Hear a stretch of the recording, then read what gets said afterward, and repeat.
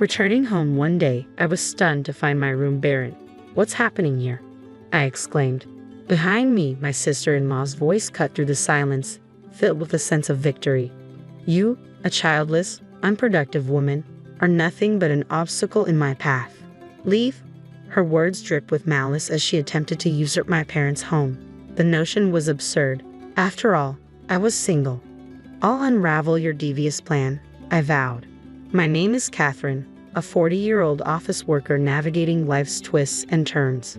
Though I've encountered potential partners, circumstances led me down the path of singlehood. Despite occasional bouts of loneliness, I've made peace with it. Marriage isn't the be-all and end-all. Besides, there's the responsibility of caring for my parents. With my older brother living afar, I took it upon myself to support our aging mother after our father's passing. Now, it's just the two of us, relishing the tranquility of our days together. Despite my mother's sharp mind, a year ago she suffered a leg injury, leaving her disabled. Now reliant on a cane, car, or wheelchair for mobility, she struggles even within the confines of our home, requiring constant care. Fortunately, being single and able to reside with her, I've been able to meet her needs. Were I married and living elsewhere or far away, the situation would be far more challenging. So I suppose my single status has its advantages. Yet while I've found contentment in my life, there's one who's discontented. My sister-in-law. Much younger than me, she married my older brother, making her, despite her status, my junior. They live distantly but return for holidays like Christmas and summer vacations. Whenever my brother's family visits, my sister-in-law seems to reserve her harshest words for me. This past Christmas was no exception. As they arrived, she wasted no time in whispering in my ear, "Still living off your parents, Catherine." Shocked, I retorted, "I'm not mooching off anyone. Just because I'm single and living at home at 40 doesn't make me a parasite." She scoffed. "Oh, really? Well, I'm raising 3 children. Can you even comprehend the responsibility? What's your point? The state's population is declining, isn't it? Our family is doing its part to reverse that trend. Singles like you are the problem," she sneered. "Do you take pleasure in population decline? Is life even worth it if you're single forever?" Her words stung. They struck a chord deep within me. Despite being single for various reasons, there was once a man I hoped to marry, but there were complications with my health. I'm unable to have children. When he asked me to be in a relationship, he knew this from the start, and I was transparent about it. He reassured me, "I just want to be with you, even if we can't have kids. As long as we're together, I'll be happy." So I agreed to date him, but marriage brought unforeseen complexities. The challenges and conflicts we faced led me to remain single. My sister-in-law's hurtful words left me speechless, yet she had the audacity to exploit me financially. "We have 3 kids, remember? Your Christmas gifts should reflect that. We expect generosity. You should contribute to our kids' kindergarten enrollment celebration, at least $1,000. You're not strapped for cash, auntie, so don't act like it. Don't you want to give our kids a good education? I'll let you help raise them, so pitch in for their extracurricular activities." It's as if she believes using the kids as leverage will justify her demands for more money. I don't mind giving gifts for special occasions, but I fail to comprehend why I have to endure her disapproving sighs as she inspects the cash in the envelope right then and there. Then why am I expected to foot the bill for their extracurricular activities? When I mention it to my mom or brother, they react with disbelief, unable to fathom such audacity from my sister-in-law because they've never witnessed it. That's the thing. Behavior only surfaces when we're alone. She's quite cunning. During the recent New Year's holiday, she wasted no time opening the gifts I gave to my nephew and niece while my brother stepped out briefly to assist my mom. With a disdainful tone, she remarked, "Is this all? Your gift is quite meager. How destitute are you, you tightwad?" It's yet another instance that my mom and brother struggle to believe. I've contemplated recording her behavior, but the potential fallout on family dynamics holds me back. I can't risk damaging relationships. After all, my mom cherishes her 3 grandkids dearly. If my grievances lead to my sister-in-law avoiding visits, it would deprive my mom of precious time with her grandchildren. That would be heartbreaking for her, so I opt to stay silent. If I can simply brush off her hurtful comments, perhaps things will calm down. That's what I believed until circumstances took a sharp turn. One weekday, my sister paid a visit. With my brother at work and me working from home, it was just the 2 of us. My mom was at a senior daycare center. The kids were at daycare, and they were due to visit their maternal grandparents afterward. In this rare moment, my sister-in-law came to see me alone. I was puzzled by her unexpected visit on an unusual day, but she wasted no time getting to the point. "I think we should move in here," she declared. I was taken aback. What could she possibly mean by that? "Move in," I echoed, seeking clarification. "Exactly. Our family has been considering it," she confirmed. "By our family, you mean?" I trailed off, trying to wrap my head around the idea. "My husband, our kids, and me," she clarified. "Here, in this house?" I asked, incredulous. "Yes, because I'm pregnant with our fourth child." I couldn't believe it. With 3 kids already, one in elementary school, another in kindergarten, and the youngest just starting preschool, they were expecting a fourth. It was impressive, but they currently lived near her parents, who likely provided support as they were doing today. So, I couldn't help but wonder, what would be the advantage of moving here? "John's getting transferred here. That's the scoop," she revealed. "John, my brother, now I recall him mentioning this. Seems there's a plan to open a branch office right here in our hometown. Who's eager for a branch office gig?" I asked. "John, apparently," she replied. He had volunteered for the position with enthusiasm. It made me wonder how personnel decisions could be so casually made. "Are you okay with this, sis? Wouldn't it be better to stay closer to Mom and Dad?" she inquired. "Mom and Dad are still working, so I can't lean on them too much. They start to fret if I ask too often, lecturing me with check with your husband first or stop delaying parenthood, assuming parents are the ultimate fallback. Mentioning a fourth child would just add to the stress." "Fair enough. That's your call. I'm not in the loop," I responded. "I could empathize with your parents' viewpoint. My brother mentioned how he takes on household chores after work, cleaning, laundry, and even cooking dinner." My sister-in-law confirmed it. "It's true. Despite his work fatigue, my brother has always been considerate and helpful. Maybe that's why he seemed worn out whenever I saw him." "Still, isn't expanding the family a bit daring?" I questioned. "Life is a blessing, a joyous occasion," she countered. "I'm not one to say, stop having kids. But why the move to our place?" My confusion must have been evident. My sister-in-law explained, "Dealing with my parents is a hassle, and our current location is too isolated and inconvenient. Instead of leaving John to fend for himself here, we thought it'd be better for all of us to move in together." "Well, there are plenty of daycare options around here, right? So, Catherine, could you please find a place of your own soon?" My sister-in-law's words left me dumbfounded. What on earth was she suggesting? "I'm about moving in. Let's discuss that with my mom and brother. But why should I be the one to leave? Think about it. We'll soon be a family of 6, right?" I reasoned.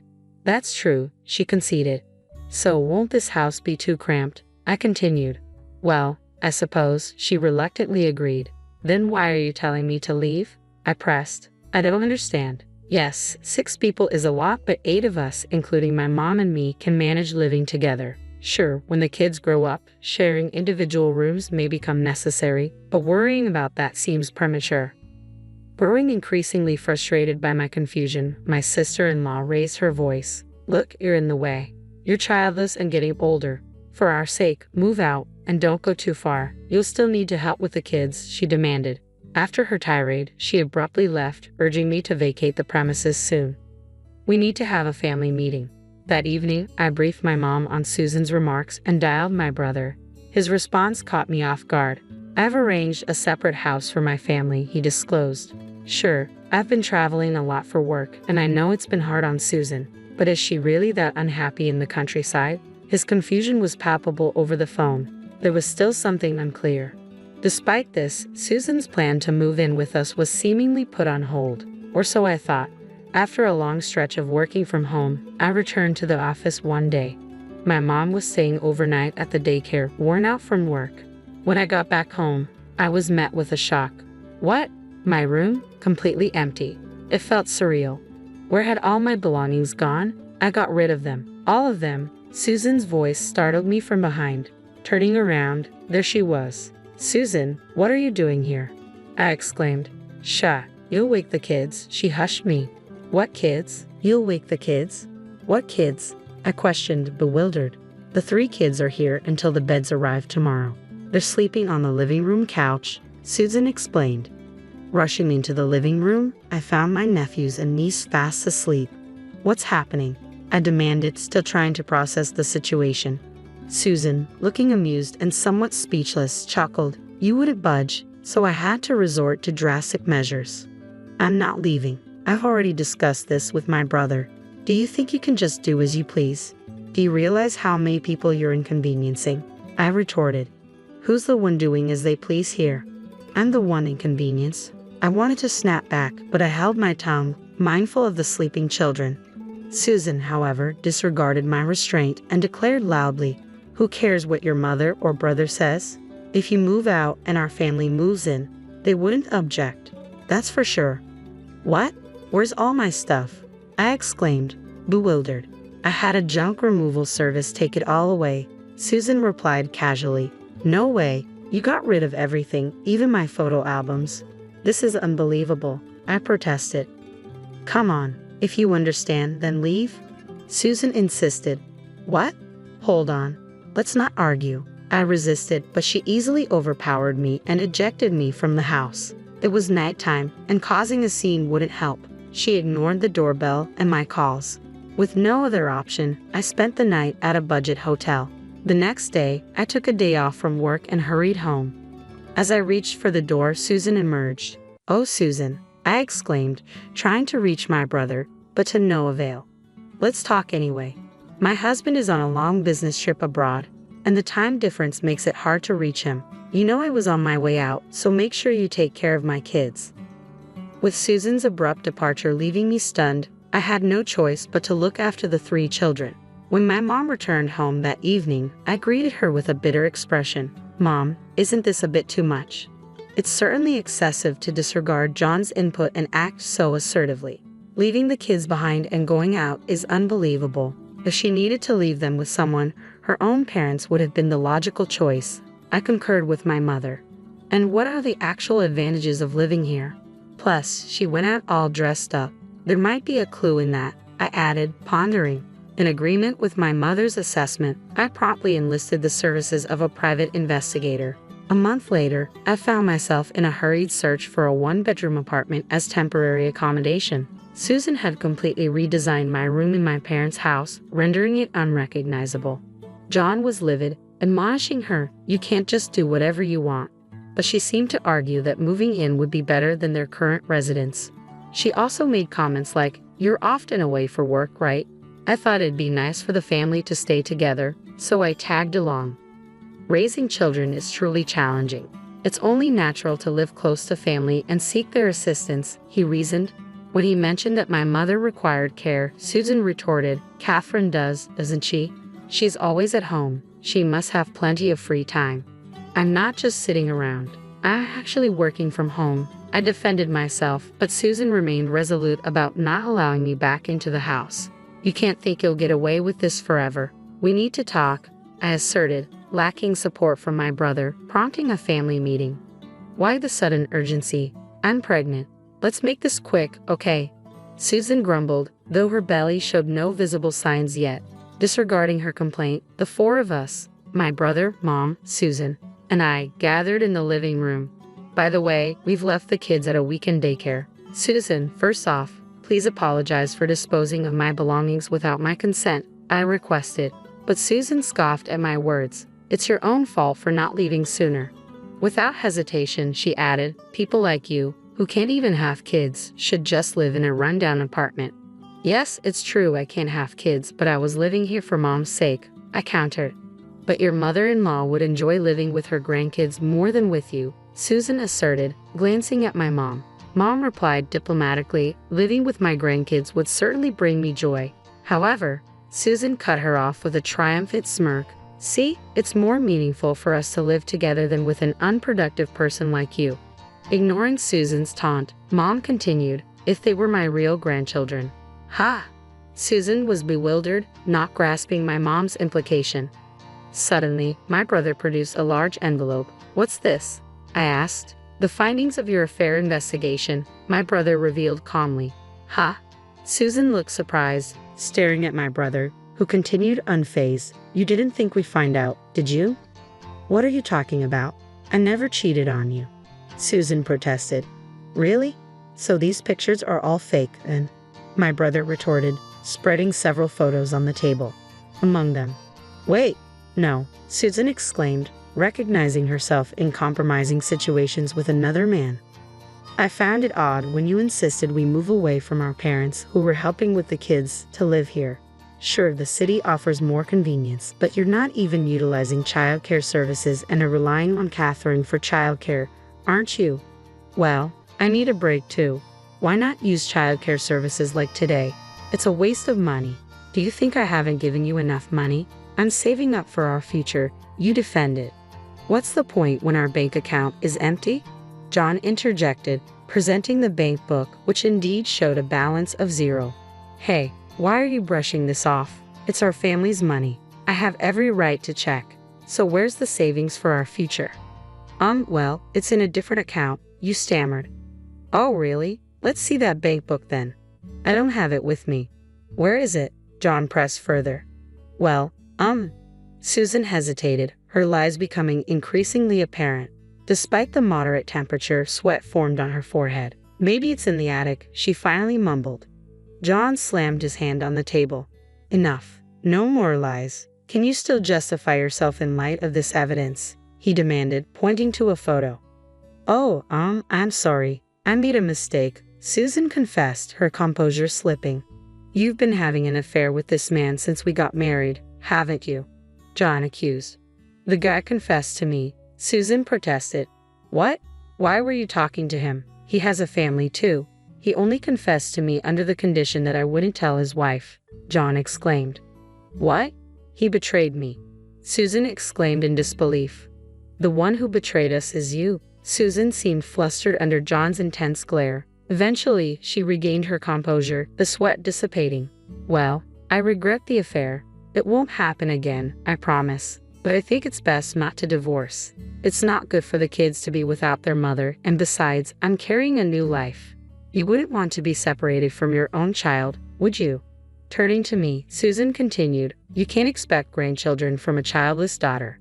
And if I take the kids and leave after the divorce, you'll never see your grandkids again. Is that what you want, mother-in-law? She laughed triumphantly at our silence. See? Exactly. Useless old woman, just a nuisance. It's only natural for her to leave. Susan stumped around, visibly agitated. Then, unexpectedly, my mother spoke up calmly. Well, you who are completely unproductive to me should also leave with your child. Huh? Susan's smile faltered as she looked at my mother in confusion. John then handed her a document. What's this? She asked, puzzled. Huh? DNA test results. Negative. Susan exclaimed in disbelief. What is this? She demanded. It's the result of a DNA test between me and the kids. When did you? John began. That's none of your business. Anyway, the results speak for themselves. None of them are mine. And here are the results confirming your affair, meaning they are indeed your kids, John interrupted, handing her the document. What? Huh? My kids aren't mine, Susan gasped, meaning they're not my mother's grandchildren. They're complete strangers. I added, stunned by the revelation. No, it can't be true. You're lying. You knew about this, didn't you? You orchestrated this. Susan accused, her voice rising in panic. I didn't. That's what the other guy said, John protested.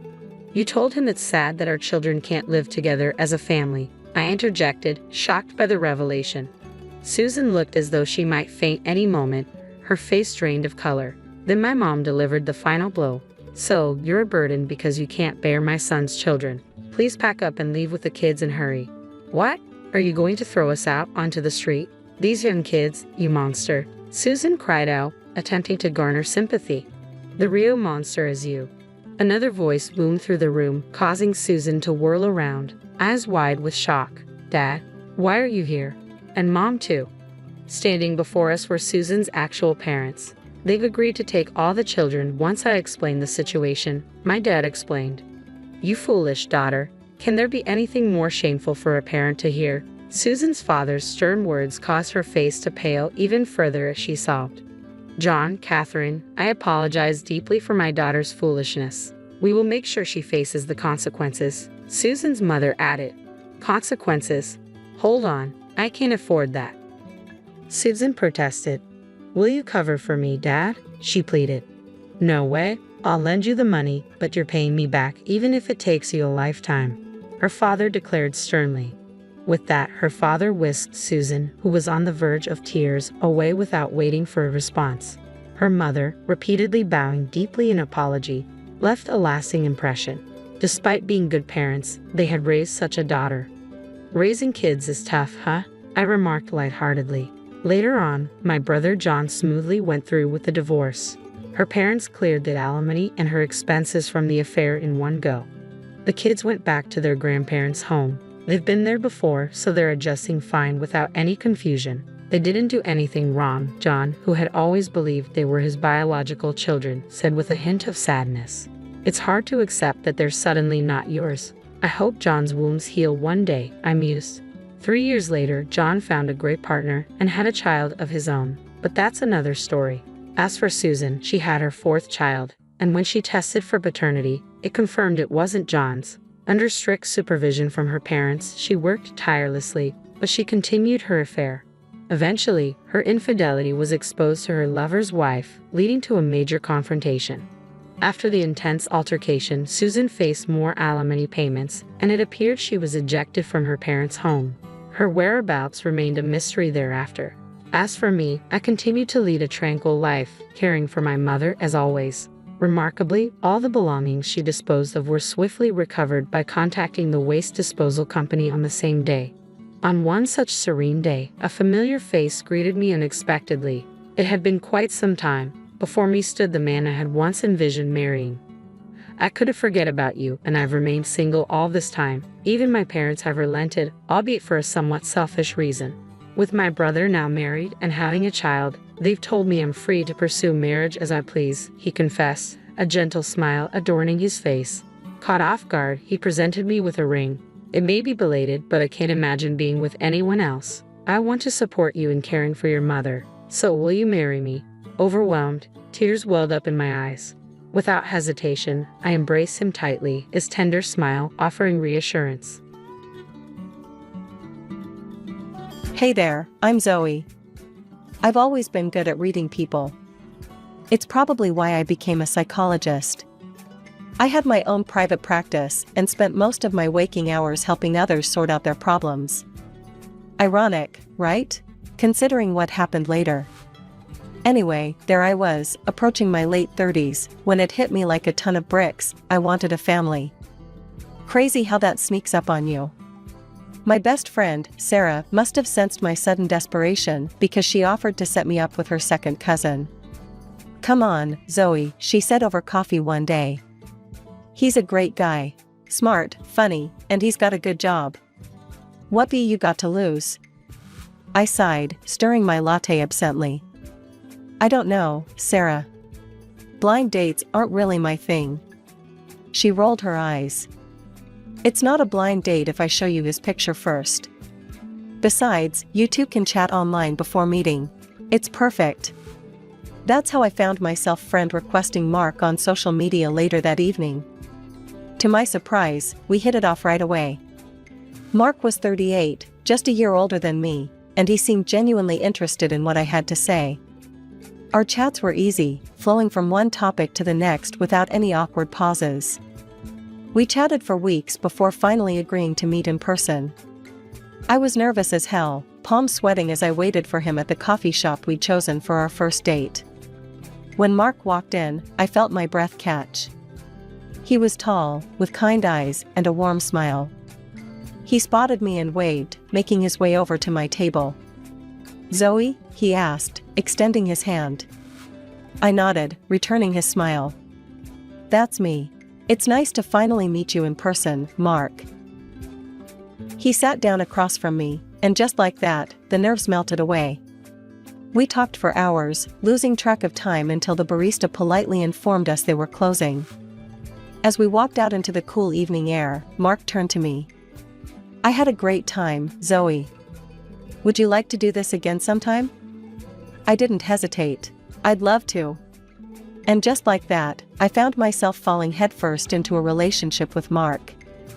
We started seeing each other regularly, going on dinner dates, walks in the park, and even a few weekend getaways. As our relationship progressed, I noticed something peculiar about Mark. His phone was constantly buzzing with messages. At first, I didn't think much of it. We all have busy lives, right? But the frequency was unusual, even for a popular guy. One night, as we lay in bed after a nice dinner, his phone lit up for what felt like the 100th time. I couldn't help myself. "Busy night, huh?" I asked, trying to keep my tone light. Mark glanced at his phone and smiled sheepishly. "Oh, it's just my mom. She likes to check in." I raised an eyebrow. "Your mom? At this hour?" He shrugged, looking a bit uncomfortable. "Yeah, we're pretty close. She raised me alone after my dad died when I was 5. I had pretty bad bronchial asthma as a kid. There were times she literally saved my life." I listened as Mark opened up about his childhood. The more he talked, the clearer the picture became. His mother wasn't just devoted, she was his entire world. "Sounds like you two have a special bond," I said, choosing my words carefully. Mark nodded enthusiastically. "We do, I owe her everything." As a psychologist, alarm bells were ringing in my head. The relationship Mark described sounded codependent, but I pushed those thoughts aside. I wasn't his therapist, I was his girlfriend. It wasn't my place to analyze their relationship. Weeks turned into months, and soon we'd been dating for nearly a year. Mark was sweet, attentive, and our relationship felt solid. But there was always this nagging feeling in the back of my mind about his relationship with his mother. One day, as we were having lunch at my place, Mark suddenly looked nervous. "Zoe," he began, fidgeting with his napkin. "I'd like you to meet my mom. I think you'll really like her. She's excited to meet you too." The next weekend, I found myself standing outside a modest 2-story house, my palms sweating. Mark squeezed my hand reassuringly as he rang the doorbell. The door swung open, revealing a petite woman with graying hair and Mark's kind eyes. She smiled warmly at us. "You must be Zoe," she said, pulling me into an unexpected hug. "I'm Helen. Come in, come in." As we settled in the living room, I couldn't help but notice how Helen's eyes never left Mark. She fussed over him, asking if he wanted a drink or a snack, completely ignoring my presence. I watched their interaction, feeling more like an observer than a participant. Helen dominated the conversation, constantly bringing up stories from Mark's childhood or fretting over his health. As we left a few hours later, I felt drained. Mark, on the other hand, seemed oblivious to the awkwardness. "So, what did you think?" he asked eagerly as we drove away. I hesitated, choosing my words carefully. "Your mom clearly loves you very much." Mark beamed. "She's great, isn't she? I knew you'd like her." I forced a smile, not having the heart to burst his bubble. But as we drove back to my place, I couldn't shake the feeling that I'd just witnessed something far more complex than a mother's love.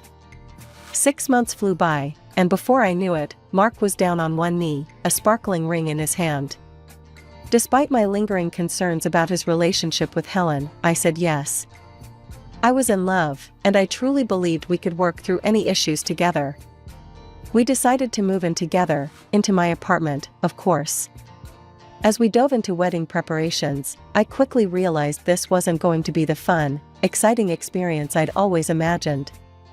Helen inserted herself into every decision, every detail. It wasn't just the wedding, either. Helen called constantly, always with some crisis that required Mark's immediate attention. One evening, as we were discussing flower arrangements, Mark's phone rang. He answered immediately, his face creasing with concern. "What's wrong, Mom? The sink's leaking? I'll be right there." He hung up and turned to me apologetically. "I've got to go help Mom. Her sink is leaking, and you know how she is with plumbers." This scene repeated itself almost daily. If it wasn't a leaky sink, it was a stubbed toe or a sad mood that only Mark could lift. And if he ever hesitated.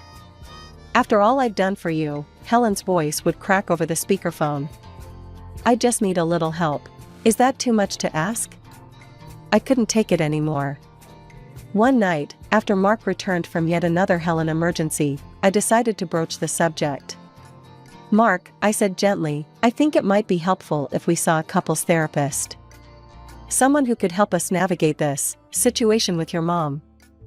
I think her demands are a bit excessive." "Excessive?" Mark's voice rose. "She raised me alone, Zoe. She saved my life multiple times. How can you call that excessive?" I backpedaled, realizing I'd hit a nerve. "I'm not saying she doesn't love you. I'm just worried about the impact on our relationship." Mark softened slightly.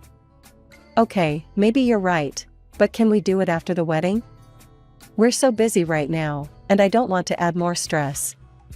I knew I should push harder, insist on addressing this before we tied the knot. But I was exhausted from fighting this invisible battle with Helen. So, against my better judgment, I agreed. The weeks flew by in a whirlwind of cake tastings, dress fittings, and endless phone calls with Helen. Before I knew it, we were just days away from the wedding. Despite the stress, I was excited. My friends had planned a bachelorette party, and I was looking forward to a night of fun without wedding talk or Helen drama. We hit our favorite bar, laughing and dancing. For the first time in months, I felt light, free from the constant tension of planning a wedding under Helen's watchful eye. Then my phone rang. Mark's name flashed on the screen. "Zoe," his voice was tight with panic. "Mom's in the hospital. Her blood pressure spiked. I'm heading there now." I quickly explained the situation to my friends and called a taxi. The ride to the hospital felt endless, my mind racing with worst-case scenarios. The moment Helen saw me, her face crumpled. "Oh," she moaned, dramatically covering her face with her hands. "It's you. My blood pressure, it's your fault. All this wedding stress." I froze, shocked by the accusation. "Helen, Helen peeked through her fingers, her eyes narrowing at me. "I can't handle this right now, my poor heart." Mark turned to me, his expression apologetic but firm. "Zoe, could you wait outside, just for a bit?" Stunned, I nodded and walked out, collapsing into a chair in the hallway. I sat there for what felt like an eternity, nurses and doctors bustling past me. Finally, I stood up, determined to understand what was happening. I approached the nurse's station, using every ounce of my professional demeanor. "Excuse me," I said to the doctor charting nearby. "I'm Zoe, Helen Johnson's future daughter-in-law. Could you tell me about her condition?" The doctor looked up, his expression neutral. "Mrs. Johnson's blood pressure is elevated, but not dangerously so. We're monitoring her, but there's no immediate cause for concern." I took a deep breath, weighing my next words carefully. "Doctor, I'm a psychologist. And I'm concerned that Mrs. Johnson might be dealing with some psychological issues. Has anyone evaluated her mental health?" The doctor's eyebrows rose slightly. "That's an interesting observation. We haven't done a psychological evaluation, but given what you're saying, it might be worth looking into. I'll make a note to refer her for an assessment." I nodded, grateful for his understanding. "Thank you, doctor. I appreciate your help." Returning to my seat in the hallway, I waited a bit longer, hoping Mark would emerge. But as the minutes ticked by, I realized he wasn't coming out anytime soon. Defeated, I sent him a text, heading home. "Call me when you can." I called another taxi and went back to our apartment. My phone buzzed with messages from my friends, asking where I'd disappeared to. I sent a quick apology, telling them to enjoy the rest of the night without me. It was past midnight when I heard the key in the lock. Mark shuffled in, looking exhausted. "Hey," he said softly. "You're still up." I sat up, trying to keep the hurt and anger out of my voice. "How's your mom?" He sighed, sinking into the armchair across from me. "She's okay. They're keeping her overnight for observation." I stayed until she fell asleep. She was so upset, Zoe. She kept asking me not to leave her alone. I couldn't hold back anymore. "Mark, do you really think that's all it is? Don't you see what's happening here?" He looked at me, his eyes pleading. Zoe, please, not tonight. Can we just go to bed? I'm exhausted. I wanted to argue, to make him see reason. But looking at his tired face, I knew it was pointless. So I nodded, swallowing my frustration. The big day finally arrived. Mark pulled me aside just before the ceremony and took a deep breath. Look, I know things have been tense with Mom lately. But I've made some arrangements to keep her happy today. I just need you to go along with it, please? My heart sank. What kind of arrangements?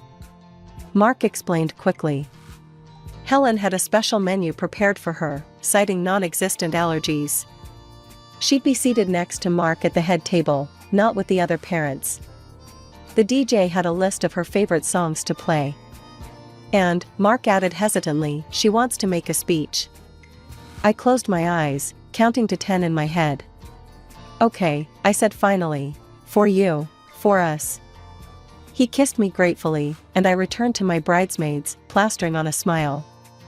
The ceremony itself was beautiful. As I walked down the aisle, seeing Mark's face light up, I felt a surge of love that pushed all my doubts aside. For a moment, it was just us. The reception was an experience. True to Mark's word, Helen held court at our table, regaling everyone with stories of Mark's childhood. She barely acknowledged my presence, except to occasionally pat my hand condescendingly. When it came time for speeches, I watched in horror as Helen tottered up to the microphone, wine glass in hand. My dear friends and family, she began, her voice wavering. We're here to celebrate my only son's wedding day. She went on for what felt like hours, talking about Mark's childhood, his accomplishments, and how she'd sacrificed everything for him. I was mentioned exactly once, as an afterthought. As she finally wrapped up, Helen raised her glass. To my son, and his wife. May they be as happy as Mark and I have always been. I downed my champagne in one gulp. The rest of the night passed in a blur. We danced, we laughed, we cut the cake.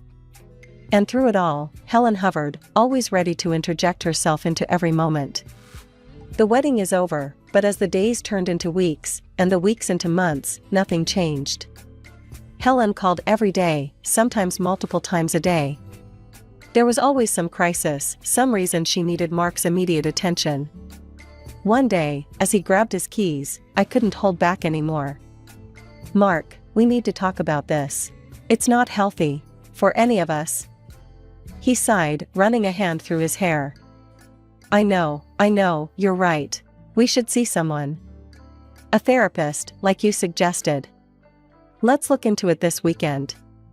But when the weekend came, there was always some reason to postpone. Helen needed help with her grocery shopping. The lawn needed mowing. The cat needed to go to the vet. And so it went, week after week. Empty promises and endless excuses. 3 months into our marriage, I was at my wit's end. The constant intrusions from Helen, Mark's unwillingness to set boundaries, and the strain on our relationship were taking their toll. When my vacation time came around, I saw it as a golden opportunity. Mark, I said one evening, trying to keep the desperation out of my voice. Let's go on a honeymoon. Just the two of us, away from everything. What do you say? To my surprise and relief, Mark's face lit up. That sounds amazing, Zoe. Where do you want to go? We spent the next hour excitedly planning a tropical getaway. For the first time in months, I felt hopeful. This was our chance to reconnect, to remember why we fell in love in the first place. I'll take care of everything, Mark promised. The flights, the hotel, all of it. And when we get back, I promise we'll deal with the situation with Mom. Maybe look into that therapy we talked about.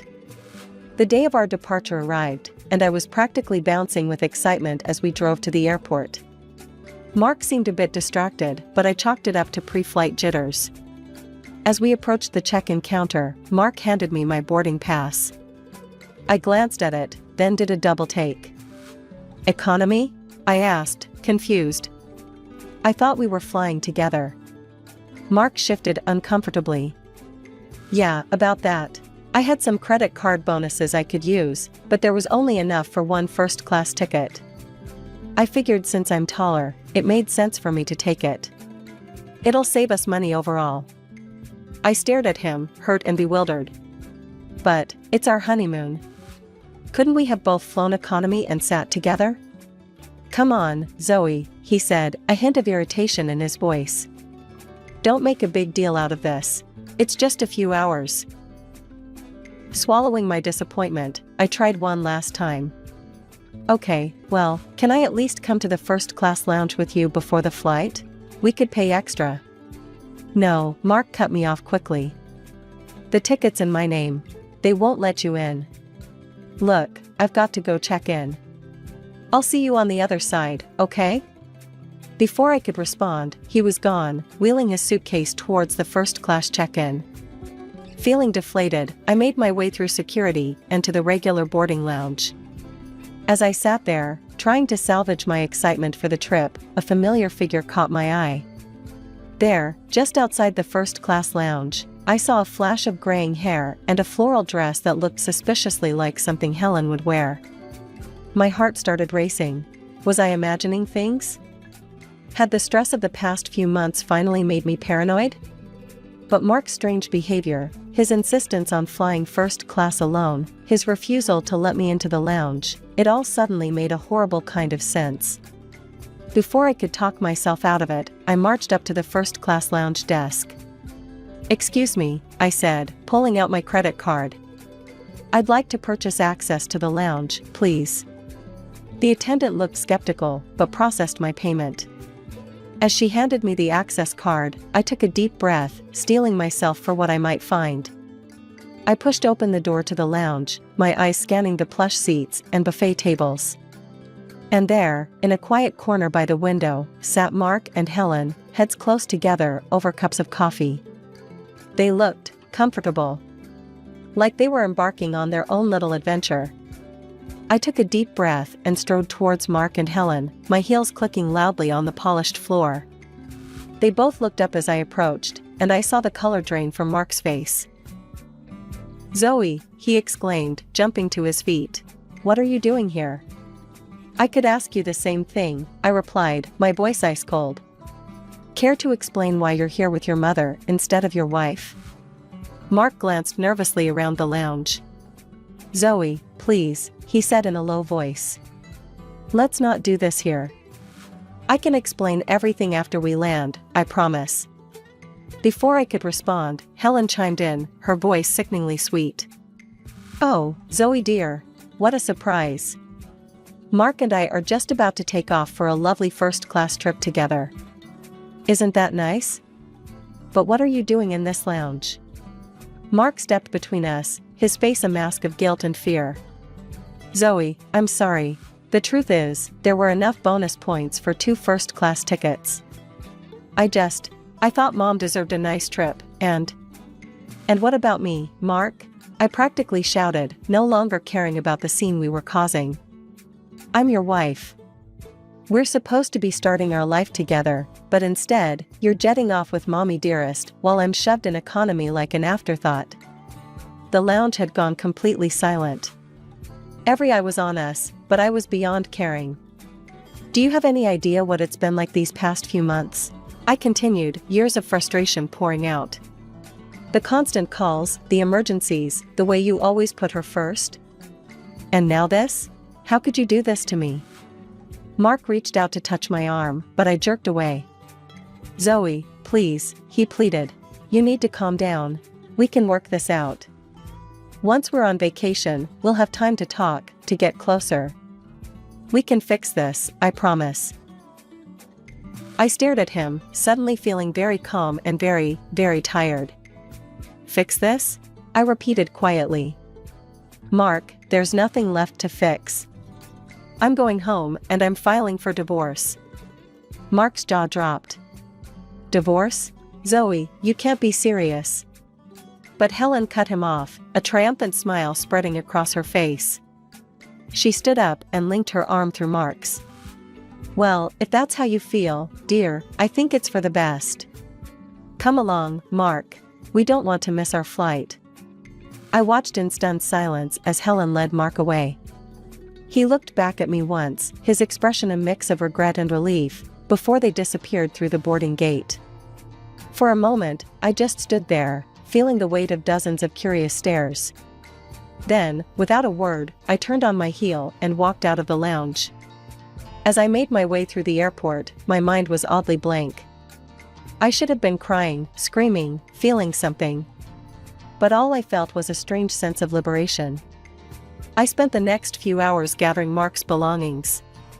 Clothes, books, the silly knickknacks his mother always bought him. I packed it all up methodically, my mind oddly calm. When I was done, I called a courier service and had everything sent to a nearby storage facility. The next day, I contacted a divorce lawyer. As I signed the preliminary paperwork, I felt a weight lifting off my shoulders. This was the right decision, I knew it in my bones. Instead of wallowing, I decided to use my vacation time for myself. I redecorated the apartment, erasing all traces of Mark. I reconnected with old friends, started yoga classes, and spent long hours reading books I'd been meaning to get to for years. A month passed, and my phone buzzed with a message from Mark. I stared at it for a long moment before opening it. "Zoe, please, can we talk?" I typed out a brief response. Storage facility number 247. Access code 8891. Your things are there. Divorce papers have been sent to your mother's address. Please sign and return them. Then I blocked his number. Returning to work was like a breath of fresh air. I threw myself into my practice with renewed energy. My experiences, painful as they were, had given me new insights into codependent relationships. I channeled this knowledge into a series of research papers, carefully anonymizing the details. To my surprise and delight, these papers caught the attention of the psychology department at the local college. They invited me to give a guest lecture, which turned into an offer for a part-time teaching position. It was at the college that I met James. He was a fellow professor in the psychology department, tall, with kind eyes that crinkled when he smiled. We bonded over shared research interests and a mutual love of terrible puns. As the weeks passed, James and I grew closer. He was everything Mark wasn't: independent, respectful of boundaries, and wonderfully self-assured. He had a teenage daughter from a previous marriage, and watching him balance his role as a father with his career and our budding relationship was a revelation. One evening, as we were grading papers together, my phone buzzed with a message from Sarah, my old friend who had originally set me up with Mark. "Hey Zoe," it read. "Thought you should know, Mark's still living with Helen.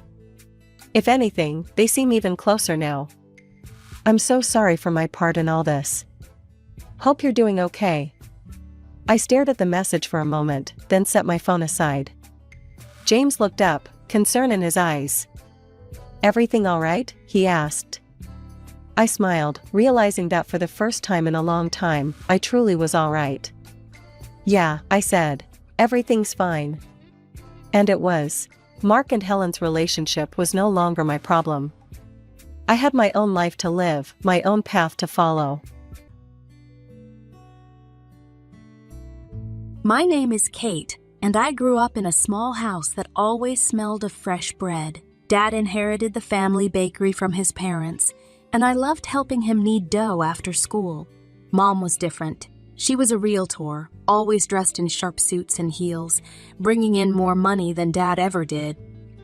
"Kate, come set the table," Mom called one evening. I was 12, gangly and awkward, more interested in reading than anything else. "Coming!" I shouted back, dog-earing my page. As I laid out the plates, I heard them start up again. "Another slow month, John." Mom's voice dripped with disdain. "When are you going to get your act together?" Dad's reply was soft. "Sarah, please, not in front of Kate." "Oh, who cares?" Mom snapped. "She should know what a loser her father is."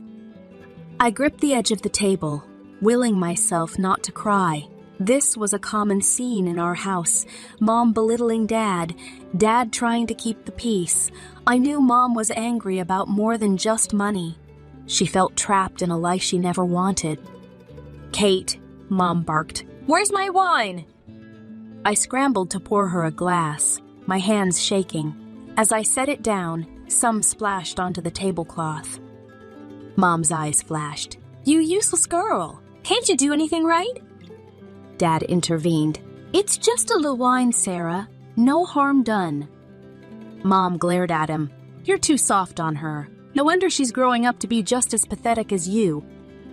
I fled to my room, burying my face in my pillow. I loved Dad fiercely, but I couldn't understand why he put up with Mom's treatment. As for me, I'd learned to make myself scarce, to be as quiet and unobtrusive as possible. The next morning, I woke to find the house eerily silent. No smell of baking bread, no click of Mom's heels. I crept downstairs to find Dad sitting at the kitchen table, his face ashen. "Where's Mom?" I asked, though I already knew the answer deep in my gut. Dad wordlessly handed me a note. In Mom's elegant handwriting, it read, "John, I can't do this anymore. I'm leaving with Richard. He can give me the life I deserve, not this small-town nonsense. Kate, don't bother trying to find me. You're just dead weight I don't need. John, you're a loser, and you've turned our daughter into one too. Goodbye and good riddance." I stared at the paper, feeling like I'd been punched in the stomach. Mom was gone. She'd abandoned us, calling Dad a loser and me useless in her parting shot. The next few months were a blur of legal proceedings and emotional turmoil. Dad filed for divorce and petitioned to have Mom's parental rights terminated. I remember sitting in the cold courthouse, my sweaty hand clutching Dad's as we waited for Mom to show up. She never did. I zoned out as the adults talked, catching snippets like abandonment and unfit parent. When it was over, Dad squeezed my hand. "It's done, Katie," he said softly. "The divorce is final and your mother's parental rights have been terminated. It's just you and me now." I nodded, feeling a mix of relief and sadness. Life got harder after that. Dad threw himself into work, spending long hours at the bakery. Despite being only 12, I took on most of the housework. I'd come home from school, do my homework, then start on dinner and laundry. 3 years passed in this routine. Then, just after my 15th birthday, everything changed again. Dad came home one day, his face a mix of shock and grief. "Uncle Pete died," he said, collapsing into a kitchen chair. "Oh, Dad, I'm so sorry," I said, hugging him tight. He hugged me back, then pulled away, his eyes wide. "Katie, you won't believe this. He left me everything. Almost $300,000. I'm his only living relative. I don't know what to do with it all." But Dad figured it out quick. He invested a chunk of the money into the bakery, upgrading equipment and expanding the menu. Within months, our little bakery was the talk of the town. Dad hired more staff, extended the hours, and before we knew it, he was opening a second location across town. By the time I turned 16, Dad owned 3 thriving bakeries. Our financial worries were a thing of the past. I quit my after-school job and focused on my studies. We even took our first real vacation, a 2-week trip to Europe. As the years went by, Mom became a distant memory. Dad dated occasionally, but never seemed interested in remarrying. I didn't push it. We were happy as we were. High school graduation came and went in a blur of cap tossing and teary hugs. I'd worked my butt off and it paid off. I was headed to State University to study finance. The morning I was set to leave, Dad handed me a small box. "What's this?" I asked, opening it to find a key. Dad grinned. "Your graduation gift. It's an apartment near campus. No more worrying about dorm life or rent." I stared at him, speechless. "Dad, I can't. This is too much." He waved off my protests. "You earned it, Katie. Now go make me proud." College flew by. I threw myself into my studies, determined to make the most of the opportunity Dad had given me. When I wasn't in class or studying, I was interning at local financial firms. By the time I graduated, I had a job lined up as a junior financial analyst. My first day at work, I stood in front of my apartment mirror, straightening my laser. "You've got this, Kate," I told my reflection. "Make Dad proud." The job was challenging, but I loved it. Every bonus or raise I got, I invested rather than spent. Dad's voice echoed in my head. "Money makes money, Katie. Be smart with it." Years passed. By the time I hit 32, those smart investments had paid off. I owned 2 more apartments in addition to the one I lived in, all bringing in steady rental income. Life was good. Then came the phone call that changed everything. "Katie," Dad's voice sounded strained. "Can you come over? I need to talk to you about something." I found him sitting at his kitchen table, looking older than I'd ever seen him. "What is it, Dad?" I asked, fear clenching my stomach. He took a deep breath. "It's cancer, honey. Stage 4 pancreatic." The world tilted on its axis. "No," I whispered. "There must be some mistake." But there wasn't. The next year was a hellish roller coaster of treatments, remissions, and relapses. I spent every free moment at the hospital or at Dad's house, making his favorite cheese soup, even when he was too nauseous to eat it. One crisp autumn day, I arrived at Dad's house to find him sitting in his favorite armchair, a serious look on his face. "We need to talk, Katie," he said, patting the seat next to him. "The doctors gave me 6 months, tops." "No," I said, shaking my head furiously. "They're wrong. We'll get a second opinion. Well—" "Katie," he interrupted gently. "It's okay. I've made my peace with it. I'm selling the bakeries. Everything's going to you. You'll be set for life." I pulled back, wiping my eyes. "I don't want your money, Dad. I want you." He smiled sadly. "I know, sweetheart, but this is how I can take care of you even when I'm gone." The next 7 months were precious and painful. We talked more than we ever had about everything and nothing. I memorized every line on his face, the sound of his laugh, the smell of sugar and flour that clung to him even now. And then, on a quiet Wednesday morning, he was gone. The funeral was a blur. Afterward, I sat in Dad's empty house, clutching his favorite apron. The lawyer had already been by with the paperwork. True to his word, Dad had left me everything. I used the money from the bakeries to buy 2 more apartments. It felt right, somehow, building something lasting, just like Dad had done. A year after Dad's passing, I was just starting to find my footing again. Work kept me busy, and managing my rental properties gave me a sense of purpose. I'd settled into a new normal, or so I thought. Then came the call that turned everything upside down. "Kate, it's your mother. I'm back in town. I'd like to see you if you're willing." My mind raced. Part of me wanted to hang up, to protect myself from the woman who'd abandoned me. But another part, the part that still held on to the little girl I once was, couldn't help but be curious. "Okay," I heard myself say. "Let's meet at Rosie's Cafe tomorrow at noon." The next day, I arrived at the cafe early, my stomach in knots. As the clock struck 12, I saw her walk in. She looked older, of course, but still elegant. But she wasn't alone. A young girl, maybe 17, trailed behind her. Mom spotted me and hurried over. "Kate, darling, you look wonderful. And this is Lily, your sister?" I felt like I'd been slapped. "My what?" We sat down, and Mom launched into her story, how her lover, Richard, had left her shortly after Lily was born, how they'd struggled to make ends meet, how she'd decided to come back to her hometown to start over. "I heard you have a rental property?" she continued, her voice hopeful. "I was wondering if maybe—" She trailed off, but her meaning was clear. I looked at Lily, who was staring at her hands, clearly uncomfortable. I thought about Dad, about how he'd always taught me to be kind, even when it was hard. I thought about the scared little girl I used to be, wishing for her mom to come back. "Okay," I heard myself say. "I have a unit that's just become available. You can stay there." Mom's face lit up. Okay, thank you. We'll pay rent, of course. I held up a hand. No rent, just utilities, for now.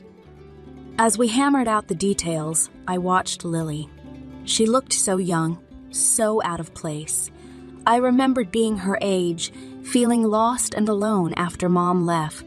So, Lily, I said, trying to sound friendly, you're what, a junior in high school? She nodded, meeting my eyes for the first time. Yeah, it's weird, starting at a new school for senior year. I felt a pang of sympathy, I bet. Listen, if you need help with anything, school stuff, or just someone to talk to, I'm here, okay? Lily gave me a small smile. Thanks, That means a lot. As we left the cafe, Mom hugged me again. You're an angel, Kate. I know I have a lot to make up for, but I hope we can start fresh. I nodded, not trusting myself to speak. That night, as I drifted off to sleep, I couldn't shake the feeling that my life was about to get a lot more complicated. But for better or worse, my mother was back in my life, and I had a sister. Only time would tell what that would mean for all of us. The months following Mom and Lily's return were strange. Mom quickly found work as a realtor, slipping back into her old life as if she'd never left. Lily enrolled in the local high school for her senior year. I kept my distance, unsure how to navigate this new family dynamic. Occasionally, Mom would call or stop by. Kate, darling, thank you again for the apartment, she'd gush, her smile wide and seemingly sincere. You've been such a blessing. I'd nod, uncomfortable with her effusive gratitude. It's fine, Mom. I'm glad I could help. Lily and I developed a cautious friendship. I'd help her with math homework or listen to her college plans. It was nice in a way, having a sister, but there was always a barrier, the weight of the years we'd missed. Then came Lily's graduation. I attended the ceremony, watching from the back as she accepted her diploma. Mom beamed with pride, and for a moment I allowed myself to imagine what life might have been like if she'd never left. The very next day, Mom showed up at my door unannounced. Her face was flushed, eyes blazing. We need to talk, she snapped, pushing past me into the living room. I followed, confused. What's going on? She whirled on me. Don't play dumb. I know about the apartments, Kate. All 4 of them. My stomach dropped. How had she found out? What about them? I asked, keeping my voice level.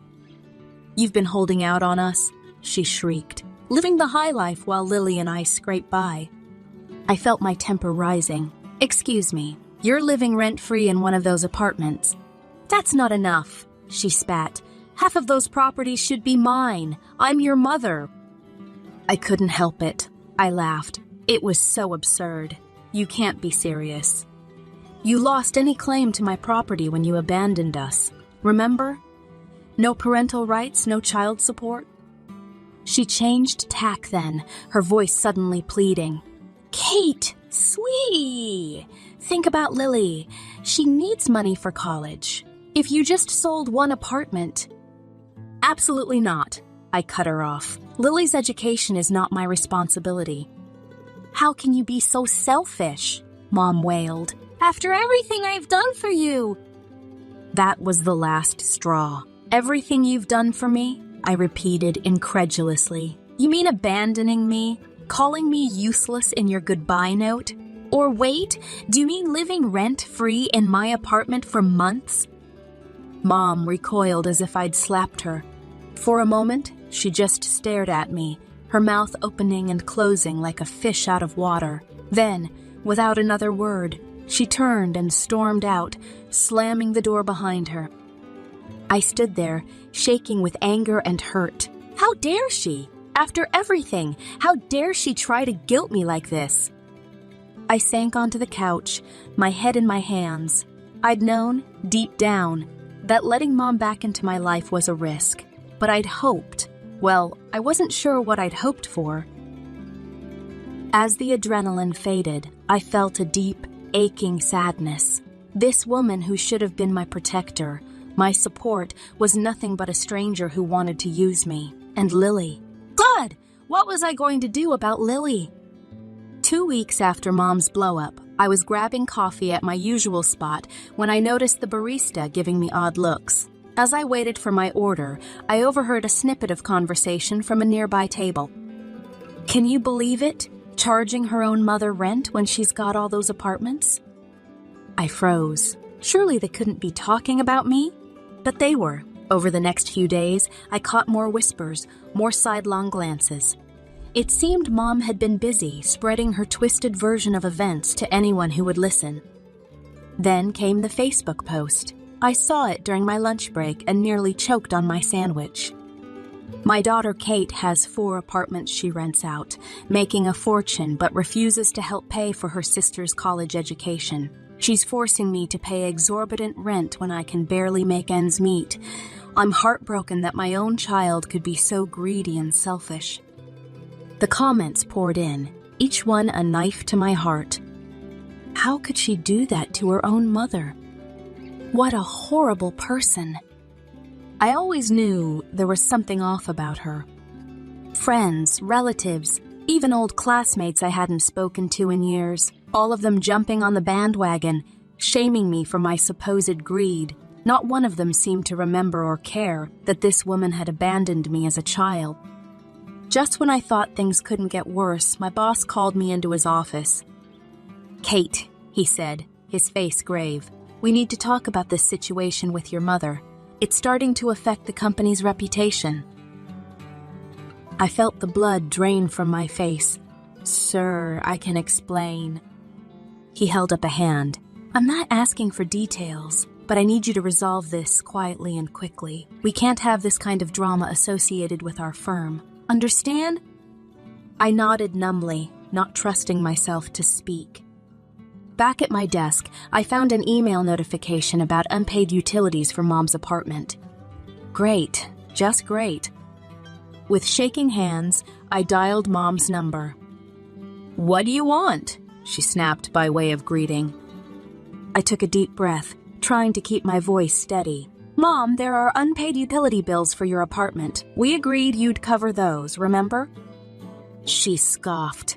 "Oh, please! You're rolling in money from all those apartments? You can afford to pay a few bills."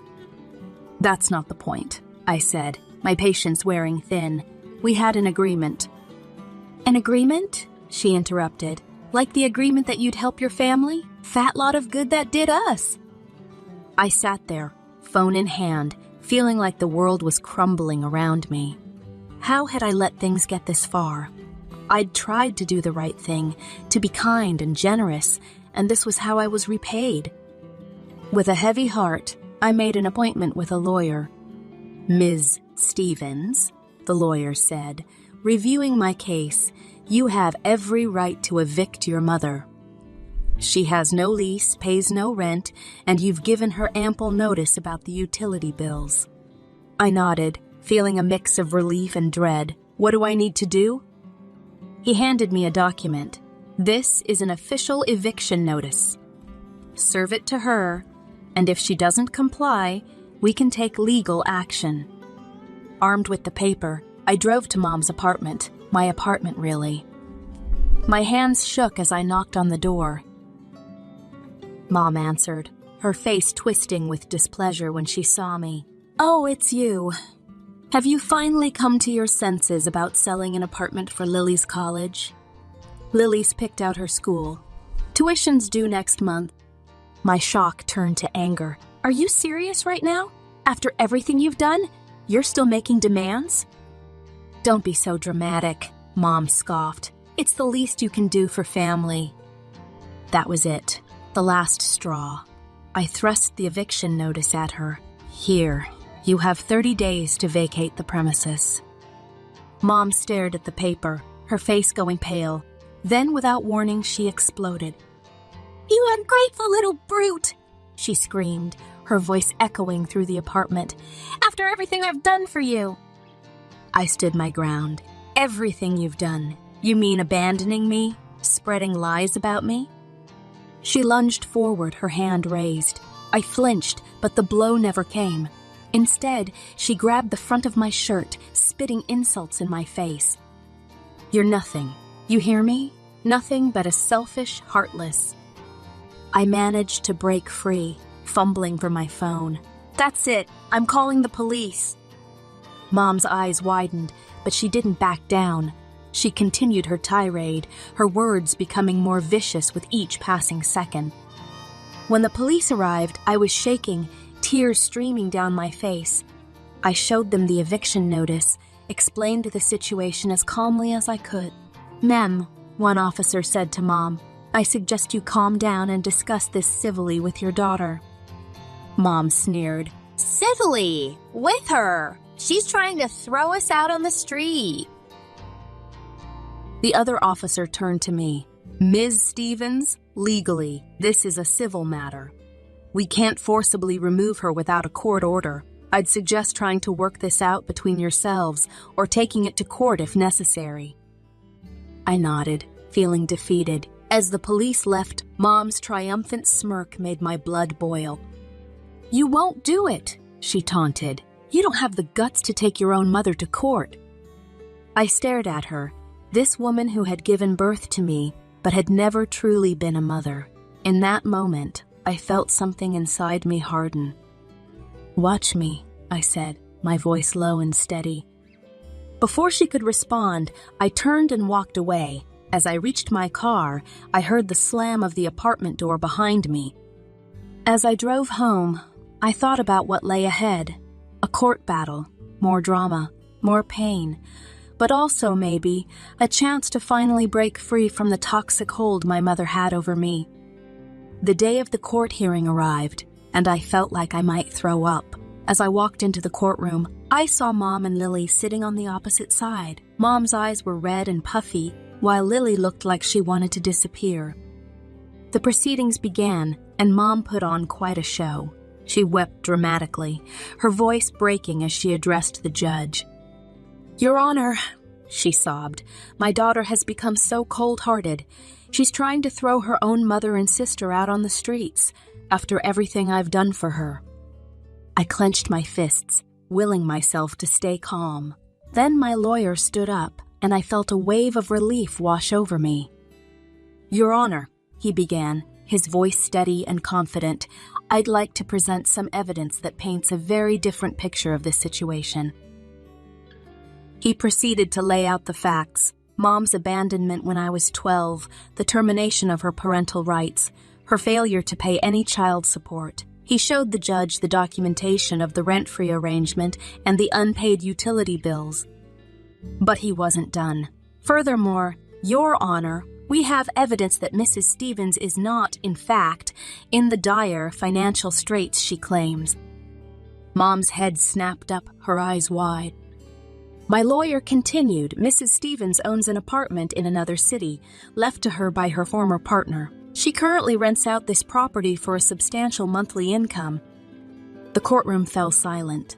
The judge turned to Mom, his expression stern. "Is this true, Mrs. Stevens?" Mom's face had gone pale. She opened and closed her mouth a few times before finally whispering, "Yes, Your Honor." The judge's voice was cold as he delivered his verdict. "This court grants the eviction. Furthermore, Mrs. Stevens will pay back rent for the month she occupied the apartment rent-free. Mrs. Stevens, your actions are nothing short of unconscionable. This case is closed." The gavel came down with a bang that seemed to echo through my entire body. It was over. We'd won. As we left the courtroom, I caught sight of Lily. She looked lost, confused, and my heart ached for her. This wasn't her fault. I walked over to her, ignoring Mom's glare. "Lily," I said softly, "I'm sorry it came to this. If you need help, real help, you can still reach out to me, okay?" She nodded, tears in her eyes. "I'm sorry, Kate, I didn't know." I gave her a sad smile and walked away, feeling like a weight had been lifted from my shoulders. In the weeks that followed, Mom and Lily moved out of my apartment. I heard, through the grapevine, that they'd gone to live in Mom's other property. I didn't try to contact them, and they didn't reach out to me. As I stood in the now empty apartment, memories of the past few months flashed through my mind. The hope I'd felt when Mom came back, the pain of her betrayal, the stress of the court case. But underneath it all, I felt free. I'm Sarah, and it all started when I met Tom in college. We were in different courses, but we hit it off right away. He was charming, funny, and damn good looking. We dated throughout college, and by the time graduation rolled around, we were head over heels in love. We got hitched right after graduation, and I was on cloud 9. My parents, Ellen and George, were loaded. They'd always given me everything I wanted, and my wedding was no exception. It was a fairy tale affair, white dress, fancy venue, the works. The first year of marriage was bliss. We were young, in love, and had the world at our feet. Tom had landed a great job at a marketing firm, and I was working as a teacher at a local elementary school. Life was good. Then, about a year after we got married, I found out I was pregnant. I was over the moon. His reaction wasn't quite what I expected. He smiled, but it didn't reach his eyes. I brushed off his lukewarm response, chalking it up to shock. I was sure he'd come around once the news sank in. 9 months later, our daughter Lily was born. She was perfect, 10 tiny fingers, 10 tiny toes, and a set of lungs that could wake the dead. I was smitten. Tom, on the other hand, seemed overwhelmed. He'd hold Lily awkwardly, like she was a ticking time bomb. When she cried, which was often, he'd practically run from the room. "I thought we'd have more time, you know," he said one night, after Lily had finally fallen asleep. "To enjoy being married, travel, all that stuff." I tried to reassure him. "We can still do all that, Tom. It'll just be a little different with Lily." As the months went by, Tom started staying late at work more and more often. He'd come home after Lily was asleep, citing big projects and demanding clients. I wanted to believe him, but a nagging doubt started to grow in the pit of my stomach. Friday nights became guys' night for Tom. He'd go out with his work buddies, coming home in the wee hours of the morning, reeking of booze. "Keep that kid quiet, will you?" he'd snap when Lily's cries woke him up. "Some of us need to sleep." 3 years flew by in a blur of diapers, tantrums, and stolen moments of joy. Lily was now 3, a bundle of energy with her dad's green eyes and my stubborn chin. I'd gone back to work, and Lily had started kindergarten. We'd fallen into a routine, but it felt like Tom and I were just going through the motions. Then came the day that shattered what was left of our marriage. "I've got a business trip next week," Tom announced over dinner one night. "I'll be gone for 3 days." I nodded, used to his frequent trips by now. The day after Tom left, I got a frantic call from his mother, Martha. "Sarah, I'm at the hospital," she said, her voice shaky. "I had some chest pains. Could you let Tom know?" My heart raced. "Of course, Martha. I'll call him right away." But Tom wasn't answering his phone. After trying for hours, I started to worry. What if something had happened to him too? In desperation, I called his boss, Mike. Business trip Mike sounded confused. I didn't send Tom on any trip. My world tilted on its axis. If Tom wasn't on a business trip, where the hell was he? When he waltzed through the door 3 days later, whistling like he didn't have a care in the world, I was ready. "How was your trip?" I asked, my voice dripping with sarcasm. "Your mom's in the hospital, and your boss says he never sent you anywhere." The color drained from Tom's face. "Sarah, I can explain." "Save it," I spat. "Just tell me the truth for once. Are you cheating on me?" The silence that followed was all the answer I needed. "Her name's Amanda," Tom finally mumbled. "It's been going on for a while now." The divorce was ugly. Tom fought me on everything: the house, the car, even Lily's teddy bear, but the worst was when he refused to pay child support. "I'm not paying for a kid I never wanted," he snarled during one of our meetings. Something in me snapped. "Fine," I said, my voice cold. "Keep your money. But I want you to sign away your parental rights. You clearly don't want to be a father, so make it official." To my shock, Tom didn't even hesitate. He signed the papers with a flourish, and just like that, he was out of our lives. The next 2 years were tough. Tom's parents, bless them, helped out with Lily and gave us money when they could. But being a single mom was harder than I'd ever imagined. Then, when Lily was 5, I met Jack.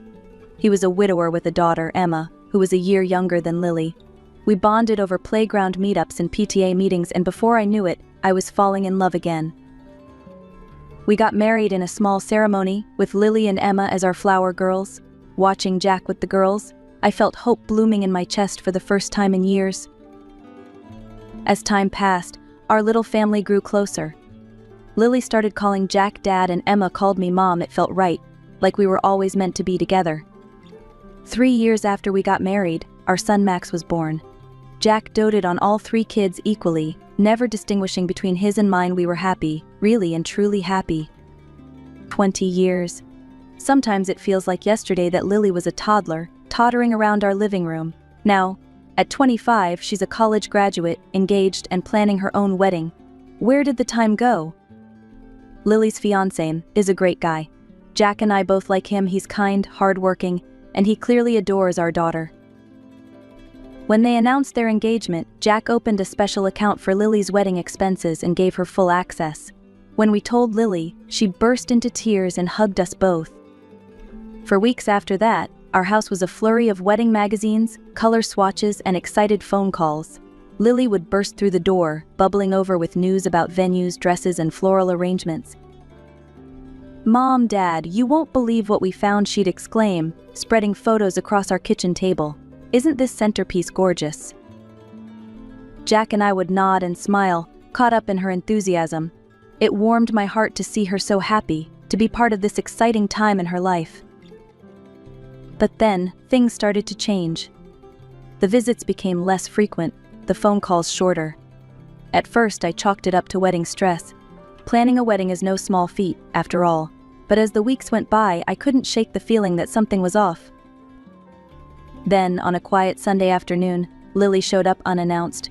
The moment I saw her face, I knew something was wrong.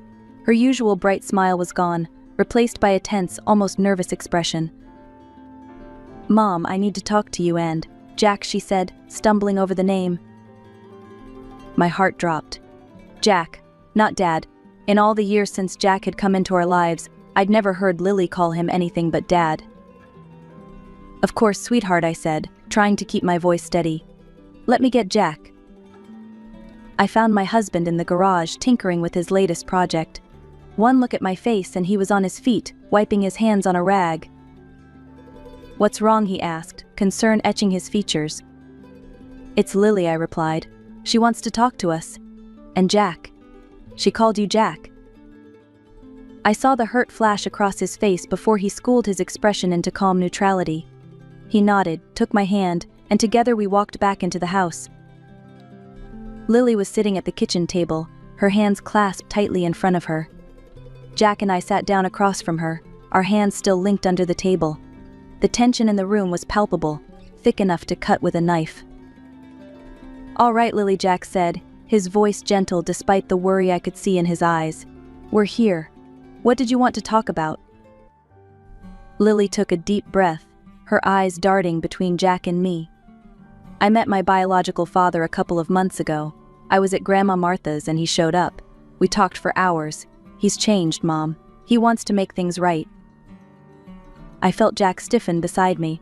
"And what does this have to do with the wedding?" he asked, his voice carefully neutral. Lily's chin lifted, a stubborn set to her jaw that I recognized all too well. He asked to walk me down the aisle, and I want him to. The silence that followed was deafening. I could practically hear the sound of Jack's heart breaking. "Lily," I said gently, "sweetheart, I know this is confusing. But Jack has been your dad since you were 5. Tom, he abandoned you. He signed away his rights." "He made a mistake," Lily's voice rose. "He's sorry now. He wants to fix things." Jack leaned forward, his face a mask of hurt and confusion. "Lily, I've raised you as my own for 20 years. I've been there for every scraped knee, every school play, every heartbreak. I thought I was your dad." "You are," Lily insisted, then faltered. "I mean, you're my stepdad and I love you. But Tom is my real father. It's my wedding, and I want him to walk me down the aisle." I saw the moment Jack's heart shattered. His face crumpled for a split second before he regained control. "Lily," he said, his voice thick with emotion. "I've always considered you my daughter. Not my stepdaughter. My daughter." "Well, I'm not," Lily shouted, jumping to her feet. "You're my stepfather, not my real dad. This is my wedding, and I'll decide who walks me down the aisle." The front door slammed and Emma, Jack's biological daughter, rushed into the kitchen. "What's going on? Why is everyone yelling?" Close behind her was Max, our son, looking bewildered. "Mom? Dad? Lily?" I quickly filled them in, watching their faces change from confusion to anger. "How could you do this to Dad?" Emma demanded, glaring at Lily. "After everything he's done for you." Max nodded, his young face twisted with hurt. "Yeah, Lily. Dad's always treated us all the same. How can you say he's not your real dad?" Lily looked around wildly, her eyes filling with tears. "You don't understand. None of you understand." With that, she bolted from the house, the door slamming behind her. We all stood there in stunned silence. Jack's face was ashen, his eyes fixed on the spot where Lily had been standing. Emma moved to his side, wrapping an arm around him. Max joined them, and I watched as my family closed ranks around Jack. I moved to Jack's other side, taking his hand. He looked at me, his eyes swimming with unshed tears. "I don't understand," he whispered. "Where did I go wrong?" My heart broke for him. "For all of us. You didn't go wrong, Jack," I said firmly. "You've been the best father any of these kids could ask for. Lily's, I don't know what's gotten into her." As we stood there, our little family huddled together in the kitchen, I couldn't help but wonder how had things gone so wrong, and more importantly, how were we going to fix this? The days following Lily's bombshell announcement were tense. Jack and I kept expecting her to call, to apologize, to come to her senses. But the call never came. Instead, my phone started buzzing with notifications. Friends and family members sending me links, asking if I'd seen Lily's latest posts. With a heavy heart, I opened her social media page. There they were. Photos of Lily with Tom, both grinning at the camera. "So happy to reconnect with my real dad," the caption read. Each word felt like a knife twisting in my gut. When I showed Jack, his face hardened. "That's it," he said, his voice low and controlled. "If she doesn't consider me her father anymore, I'm not paying for her wedding. I'm blocking her access to the wedding account. She's made her choice." I didn't argue. How could I when he looked so broken? A few days later, the other shoe dropped. Lily burst into our house like a hurricane, her face red with fury. "What the hell?" she screamed, not even bothering with a greeting. "Why can't I access the wedding account? How am I supposed to pay the vendors? The venue? The caterers?" "I'm sure your real father can help you out," Jack replied, his voice cold in a way I'd never heard before. "Since you've chosen him, it seems only right that he should foot the bill." Lily gaped at him, then turned to me. "Mom, you can't let him do this. Make him give me access to the account again." I shook my head slowly. "Lily, this is Jack's decision. And frankly, I agree with him." "What?" she shrieked. "How can you take his side? I'm your daughter." "And Jack is my husband," I replied firmly. "He's been more of a father to you than Tom ever was. You can't expect to hurt him like this and still have him pay for your wedding." Lily's face contorted with rage. "Fine," she spat. "If that's how it's going to be, then you need to make a choice, Mom. It's me or him. Your daughter or your husband. Choose." She stood there, chest heaving, clearly expecting me to cave. To choose her, my flesh and blood, over Jack. But in that moment, looking at her tantrum-throwing face, I didn't recognize my daughter at all. "I'm not choosing anyone, Lily," I said quietly. "I love you and I love Jack. But I agree with his decision. You're an adult now. If you want Tom to be your real father, then you need to deal with the consequences of that choice." Lily's face crumpled. For a moment, I saw a flicker of the little girl she used to be, the one who would run to Jack with skinned knees and bad dreams. Then her expression hardened again. "I hate you," she sobbed. "I hate both of you." And with that, she stormed out, slamming the door so hard the windows rattled. A few days after Lily's dramatic exit, my phone buzzed again. Another social media notification. With a sense of dread, I opened it. There was Lily, beaming next to Tom. The caption read, "Thanks to my amazing dad for funding my dream wedding. It's going to be the event of the century.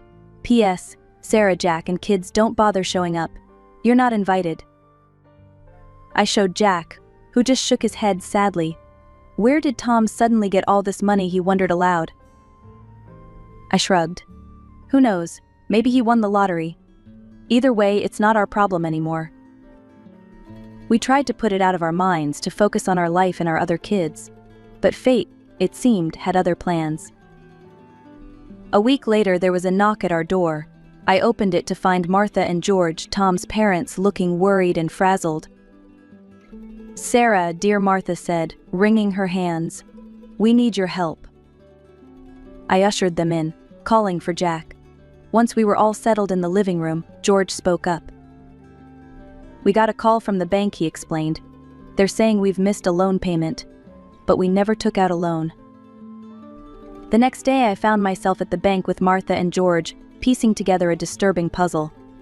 Tom, it turned out, had taken out a massive loan using forged documents. He'd made his parents unwitting co-signers.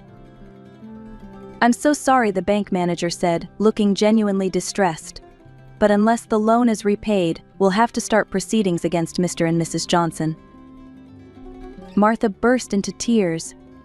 George looked shell-shocked. "We'll figure this out," I assured them, even as my mind raced. How could Tom do this to his own parents? Back at home, I filled Jack in on everything. He listened, his face growing grimmer by the second. "We need to call the police," he said finally. "Tom's committed fraud. His parents shouldn't suffer for his crimes." I nodded, my heart heavy. Despite everything, I never wanted it to come to this. The next few days were a whirlwind. Police statements, bank meetings, more tears from Martha and George, and then, finally, the news we'd been dreading and hoping for in equal measure: Tom had been arrested. As the details emerged, the full scope of Tom's deception became clear. He'd taken out the loan not just for Lily's wedding, but to impress a new girlfriend. He'd been living large on borrowed money and forged signatures. "The funds have been frozen," the detective informed us. "We'll be seizing them as evidence." My thoughts immediately went to Lily. All that money she'd been bragging about, the lavish wedding she'd been planning, it was all gone. Fruits of a poison tree. That evening, as Jack and I sat on the porch, trying to process everything that had happened, my phone rang. It was Lily.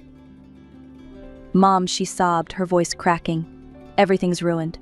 The money's gone. The wedding's off. What am I going to do?" I closed my eyes, feeling a complex mix of emotions: sympathy, frustration, a tiny bit of vindication. But mostly I felt tired, so very tired. "I don't know, Lily," I said softly. "I really don't know." A few days after the phone call, Lily showed up at our doorstep. Her eyes were red-rimmed, her hair disheveled. She looked nothing like the radiant bride-to-be she'd been just weeks ago. "Mom, Dad," she said, her voice small. I noticed she was calling Jack Dad again. "I need your help." We invited her in, sitting around the kitchen table where we'd had so many family discussions before. Jack's face was a mask of calm, but I could see the turmoil in his eyes. "The wedding's off unless we can find the money," Lily explained, her words tumbling out. "I know I messed up. I know I hurt you. But please, can you help me? Can you give me the money for the wedding?" I glanced at Jack. His jaw was set, but I could see the conflict in his eyes. Part of him wanted to sweep in and fix everything, like he always had. But we both knew we couldn't do that this time. "Lily," I said gently, "we can't just give you the money. Not after everything that's happened." But Lily started to protest, but Jack cut her off. "We can't forgive you that quickly," he said, his voice firm but not unkind. "Actions have consequences, Lily. You made your choice, and now you have to deal with the fallout." Lily's face crumpled. "You don't understand," she sobbed. "Ben is furious. He says I'm unstable, that I create drama. He's threatening to call off the engagement if we can't have the wedding we planned." My heart ached for her. Despite everything, she was still my little girl. I wanted to wrap her in my arms and make everything better, but I knew we couldn't. "Sweetheart," I said, reaching out to take her hand. "I'm so sorry you're going through this. But this is a problem you created, and it's one you need to solve yourself." "We love you," Jack added, his voice thick with emotion. "But we can't bail you out of this. It wouldn't be right, and it wouldn't help you in the long run." Lily looked between us, realization dawning in her eyes. We weren't going to cave. We weren't going to fix this for her. "Fine," she spat, yanking her hand away from mine. "I'll figure it out myself. I don't need you. Either of you." She stormed out, leaving Jack and me sitting in stunned silence. Weeks passed. We heard through the grapevine that Lily and Ben had gotten married at the city hall, with just a handful of guests present. We weren't invited. The night we heard about the wedding, I found Jack sitting on the porch, staring into the distance. "I feel like I failed her," he said quietly as I sat down next to him.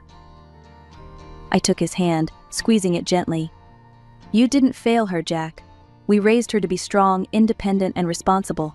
Sometimes that means letting her face the consequences of her actions." "But what if we pushed her away for good?" he asked, his voice breaking. I leaned my head on his shoulder. "Every person in life faces situations where they have to make a choice," I said softly. "Sometimes those choices turn out to be wrong. That's what happened with Lily. But she's strong. She'll learn from this, and hopefully she'll find her way back to us." We sat there in silence, watching the sun set.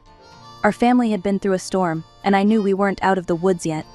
But as I sat there with Jack, I felt a glimmer of hope. We'd weathered storms before. We'd weather this one too. 3 months after Lily's hasty City Hall wedding, I bumped into an old friend at the grocery store. As we caught up, she let slip something that made my heart skip a beat. "I heard Lily and Ben are having trouble," she said, lowering her voice. "Someone told me they're talking about divorce." I thanked her, my mind reeling. As soon as I got home, I filled Jack in. We debated for hours before finally deciding to reach out to Lily. To our surprise, she answered on the first ring. "Mom," her voice was small, reminding me of when she was little and had a nightmare. "Sweetheart," we heard. "Is everything okay?" There was a long pause, then a choked sob. "No, Mom. Nothing's okay." Jack and I invited her and Ben over. The next evening they sat across from us at the kitchen table, looking worn and defeated. "We can't stop fighting," Lily admitted, her eyes downcast. "Ben resents me for the wedding fiasco, for alienating all of you. His parents are furious that they weren't at the wedding." Ben nodded, looking miserable. "I love Lily, but I don't know if love is enough anymore." I took a deep breath, choosing my words carefully. "Marriage isn't easy," I started. "God knows Jack and I have had our rough patches. But divorce, that's a big step. Are you sure you've tried everything?" Lily burst into tears. "I'm so sorry," she sobbed. "For everything. Dad, Jack, I'm so sorry for what I said, for how I treated you. Mom, I'm sorry for trying to make you choose. I've ruined everything." Jack reached across the table, taking Lily's hand. "You haven't ruined everything, sweetheart. You made mistakes, yes, but we all do. Have you considered seeing a family therapist?" To our relief, they both nodded. We spent the rest of the evening talking, really talking, for the first time in months. There were more tears, but also laughter, and by the time Lily and Ben left, I felt a glimmer of hope. Over the next few months, Lily and Ben threw themselves into therapy. Jack and I even joined them for a session at the therapist's request. It was hard, dredging up old hurts and misunderstandings, but it was also healing. Slowly but surely we saw changes. Lily and Ben started looking at each other the way they used to. Family dinners became a regular thing again, filled with conversation and laughter instead of tension. One evening, as Jack and I sat on the porch watching the sunset, Lily joined us. She snuggled up next to Jack like she used to when she was little. "Dad," she said softly, "I'm so sorry for everything. You've always been my real dad, and I was an idiot to ever say otherwise." Jack hugged her tight, his eyes misty. "I love you, kiddo. Always have, always will." As for Tom, we heard through Martha and George that he'd received a suspended sentence for the fraud. Last we knew, he'd left town, hopefully to start fresh somewhere else. Life isn't perfect. Lily and Ben still have their struggles and our family is still healing. But as I sit here watching Jack and Lily chatting and laughing, I feel hopeful. We've weathered this storm, and I believe we've come out stronger for it. I don't know what the future holds, but I do know this family isn't about blood or legal documents. It's about love, forgiveness, and sticking together even when things get tough. And by that definition, we are most definitely a family. I'm Deborah, and I was born into what seemed like a perfect family. My dad worked as an engineer at a local factory, bringing home a good paycheck. Mom stayed at home, taking care of the house. Those early years were happy ones, filled with laughter and love. I remember Dad coming home from work, his face lighting up when he saw me. "There's my little princess," he'd say, scooping me up in his strong arms. Mom would smile, watching us from the kitchen doorway. But life has a way of throwing curveballs when you least expect them. I was 7 when everything changed. It started on a regular Tuesday. Dad came home from work looking pale and sweaty. I watched from the stairs as he slumped onto the couch, rubbing his chest. "Maybe you should see a doctor," Mom suggested. Dad shook his head. "Nah, it'll pass. Don't fuss, Sarah." That evening, as we sat down for dinner, Dad suddenly clutched his chest and fell from his chair. Mom screamed, rushing to his side. "Deborah, call 911!" she yelled, her voice shrill with panic. With shaking hands, I dialed the number, telling the operator what happened. The wait for the ambulance felt like an eternity. The next few days were a blur of hospital visits and hushed conversations. Words like heart attack and permanent damage floated around, their meaning lost on my young mind. When Dad finally came home, he wasn't the same. He couldn't work at the factory anymore. Instead, he got a new job in an office, but it didn't pay nearly as well. That's when the fighting started. "We can't afford this, Sarah," Dad would shout, waving bills in the air. "Well, what do you expect me to do about it?" Mom would snap back. "I'm not going to work. That's your job." I'd hide in my room, pillow over my ears, trying to drown out their angry voices. One night, I overheard Mom on the phone with Dad's parents. "You need to help us," she was saying. "We're struggling here." But Grandma and Grandpa weren't having it. "You've got insurance money," Grandma said, her voice crackling through the speaker. "And it's about time you started working too, Sarah. You can't expect John to do it all, especially now." Mom slammed the phone down, muttering under her breath. The fights got worse after that. Mom kept demanding more money, and Dad kept saying we didn't have it. I watched helplessly as Dad grew paler and more tired each day. 3 years after his first heart attack, Dad had another one. This time, he didn't make it. I was 10 years old when I lost my father. After Dad's funeral, things changed fast. I overheard heated arguments between Mom and my grandparents, words flying like daggers. "You're taking everything for yourself," Grandma accused, her voice trembling with anger. "What about Deborah?" John wanted her to be taken care of. Mom's reply was cold. "I'm her mother. I'll decide what's best for her." I didn't understand then what they were fighting about. Money, inheritance, embezzlement. These were just big words to me. All I knew was that Mom seemed different, harder somehow. Before I could make sense of it all, Mom dropped another bombshell. "Deborah, I'm getting married again," she announced one day, not even looking at me as she applied her lipstick. The wedding was a blur. Mom looked happy, but I felt lost. Her new husband, Tom, barely acknowledged me. It didn't take long for me to realize I wasn't part of their plans. One morning, Mom sat me down. "Deborah, you're going to stay with Grandma and Grandpa for a while." "But why?" I asked, fighting back tears. "Tom and I need some time to ourselves," she said, her tone leaving no room for argument. And just like that, I was shipped off to my grandparents' house. It was big and luxurious, nothing like our old home. Grandma and Grandpa were kind, always making sure I had everything I needed. But despite their love, I missed Mom terribly. Months passed. I settled into a routine with my grandparents, finding comfort in their steady presence. But a part of me always hoped Mom would come back for me. Then, out of the blue, she did. "Deborah, pack your bags. You're coming home," Mom said during one of her rare visits. My heart soared. She missed me. She wanted me back. I hugged Grandma and Grandpa goodbye, promising to visit often. But my joy was short-lived. As soon as we got home, I realized why Mom had really brought me back. "This is your baby brother, Jake," she said, handing me a squirming bundle. "You'll be helping me take care of him." Reality hit hard. I wasn't brought back because Mom missed me. I was brought back to be a nanny. My days became a blur of school, chores, and babysitting. While Mom went out with Tom or met her friends, I was left to watch Jake. Homework became an afterthought.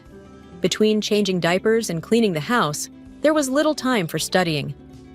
One evening, as I struggled to calm a colicky Jake while trying to finish a book report, Tom came home early. "Where's your mother?" he asked, frowning at the mess in the living room. "She went out with her friends," I mumbled, bouncing Jake on my hip. He sighed, running a hand through his hair. "I'll take him. You try to clean up a bit." As I picked up toys and wiped down surfaces, I couldn't help but wonder, was this what family was supposed to be like? An absent mother, a distant stepfather, and a child forced to grow up too fast? My life as a makeshift nanny took its toll. I was exhausted all the time, falling asleep in class and forgetting assignments. It didn't take long for my teachers to notice. One day, Mrs. Thompson, my English teacher, pulled me aside after class. "Deborah, is everything okay at home?" she asked, her eyes full of concern. I mumbled something about being tired, but Mrs. Thompson wasn't buying it. A week later, I found out she'd called Grandma, and Grandma, in turn, called Mom. After a heated argument, Mom slammed the phone down and turned to me. "Pack your bags," she said coldly. "You're going back to your grandparents." I was torn between relief and hurt. Part of me was glad to escape the endless chores and babysitting, but another part felt rejected all over again. Life at Grandma and Grandpa's was like before, stable, loving, and focused on my well-being. My grades started to improve, and I felt like a kid again. Months passed with barely a word from Mom. Then, out of the blue, Grandma got another call. "Sarah's divorced Tom," Grandma told me later, her voice a mix of surprise and disappointment. "He's taken Jake and moved to another city." I felt a pang of sadness for my little brother, but also a strange sense of relief. At least he was with his dad, who seemed to care more than Mom ever did. That's when Mom discovered social media. Suddenly, my phone was buzzing with notifications. Mom was posting constantly, selfies at clubs, pictures of fancy meals, and lots of photos with a guy who looked barely older, over 18 years old. But it wasn't just new boyfriends Mom was experimenting with. Soon, her posts took a different turn. "Just got my new girls," read one post, accompanied by a photo of Mom in a tight top, her chest suddenly much larger than I remembered. The surgeries didn't stop there. Every few months, there'd be a new post about another procedure. Bigger hips, plumper lips. Even her eyes looked different. I watched from afar as Mom transformed herself, post by post, surgery by surgery. The woman in the photos looked nothing like the mother I remembered. It was like watching a stranger play dress-up with my mom's life. Through all of this, Mom never once asked about me. No calls on my birthday. No messages asking how school was going. Nothing. At first, it hurt. I'd cry myself to sleep, wondering why I wasn't enough for her. But as time passed, the pain dulled. I stopped expecting her calls, stopped hoping she'd suddenly remember she had a daughter. The years flew by faster than I could have imagined. Before I knew it, I was standing on the stage in my cap and gown, accepting my high school diploma. Grandma and Grandpa cheered louder than anyone else in the audience. Mom wasn't there, but I'd stopped expecting her to show up long ago. Thanks to my grandparents' generosity, I headed off to college that fall. They insisted on paying for everything, waving away my protests. "Your education is the best investment we could make," Grandma said firmly. "Just focus on your studies." And I did. College was challenging, exciting, and everything I'd hoped for. I made new friends, discovered my passion for marketing, and for the first time in my life, felt like I was truly becoming my own person. 4 years later, I graduated with honors and landed a job at a local advertising firm. The day I got my first paycheck, I knew what I had to do. "I'm moving out," I told Grandma and Grandpa over dinner. "I found an apartment I can afford." They exchanged a look I couldn't quite read. "Are you sure, Deborah?" Grandma asked. "You know you're always welcome here." "I'm sure," I said, squeezing her hand. "It's time for me to stand on my own 2 feet, but I'll visit all the time, I promise." Life settled into a new rhythm. Work was challenging but rewarding, and I was slowly building a life for myself. But as I was flourishing, my grandparents were fading. It started with little things. Grandpa forgetting where he put his glasses, Grandma getting tired more easily. Then came the doctor's appointments, the concerned looks, the hushed phone calls. I spent every free moment with them, trying to repay a fraction of the love and care they'd given me. Weekends were filled with quiet afternoons watching old movies, or just sitting and talking. One chilly autumn morning, I got the call I'd been dreading. Grandpa had passed away in his sleep. The next few days were a blur of funeral arrangements and tearful relatives. Through it all, Grandma was a pillar of strength, but I could see the light had gone out of her eyes. Grandma didn't last long after Grandpa died. It was like she'd lost her will to go on without him. 3 months later, I was planning another funeral. As I was going through Grandma's address book, I found Mom's number and, against my better judgment, sent a text. "Grandma's funeral is tomorrow. It would mean a lot if you came." The reply came hours later. "Sorry, can't make it." Those people were practically strangers to me anyway. Those people, my grandparents, the ones who'd raised me, loved me, supported me. Strangers to her? I deleted her number right then and there. After the funeral, the lawyer called me in to read the will. I sat in his office, feeling numb, as he explained that Grandma and Grandpa had left me everything. Their house, their savings, all of it. "It's a considerable sum," the lawyer said gently. "They wanted to make sure you were taken care of?" I nodded, unable to speak past the lump in my throat. Even in death, they were still looking out for me. As I left the lawyer's office, clutching the paperwork, I felt a strange mix of grief and gratitude. I'd lost the 2 people who'd been my rock for so long, but their final gift meant I'd never have to worry about financial security again. The task of sorting through my grandparents' belongings was both emotionally draining and strangely cathartic.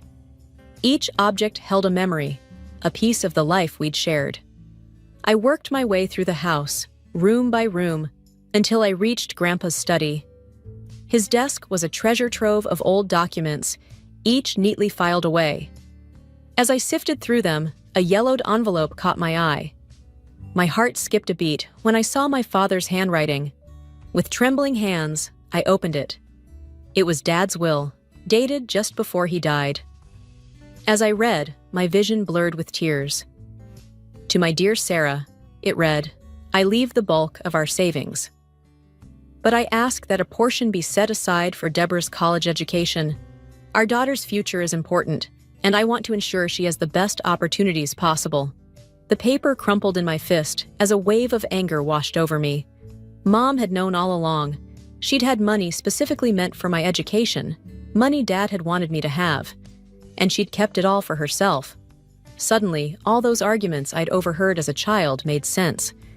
Grandma and Grandpa accusing Mom of embezzlement, of taking everything for herself. They'd been right.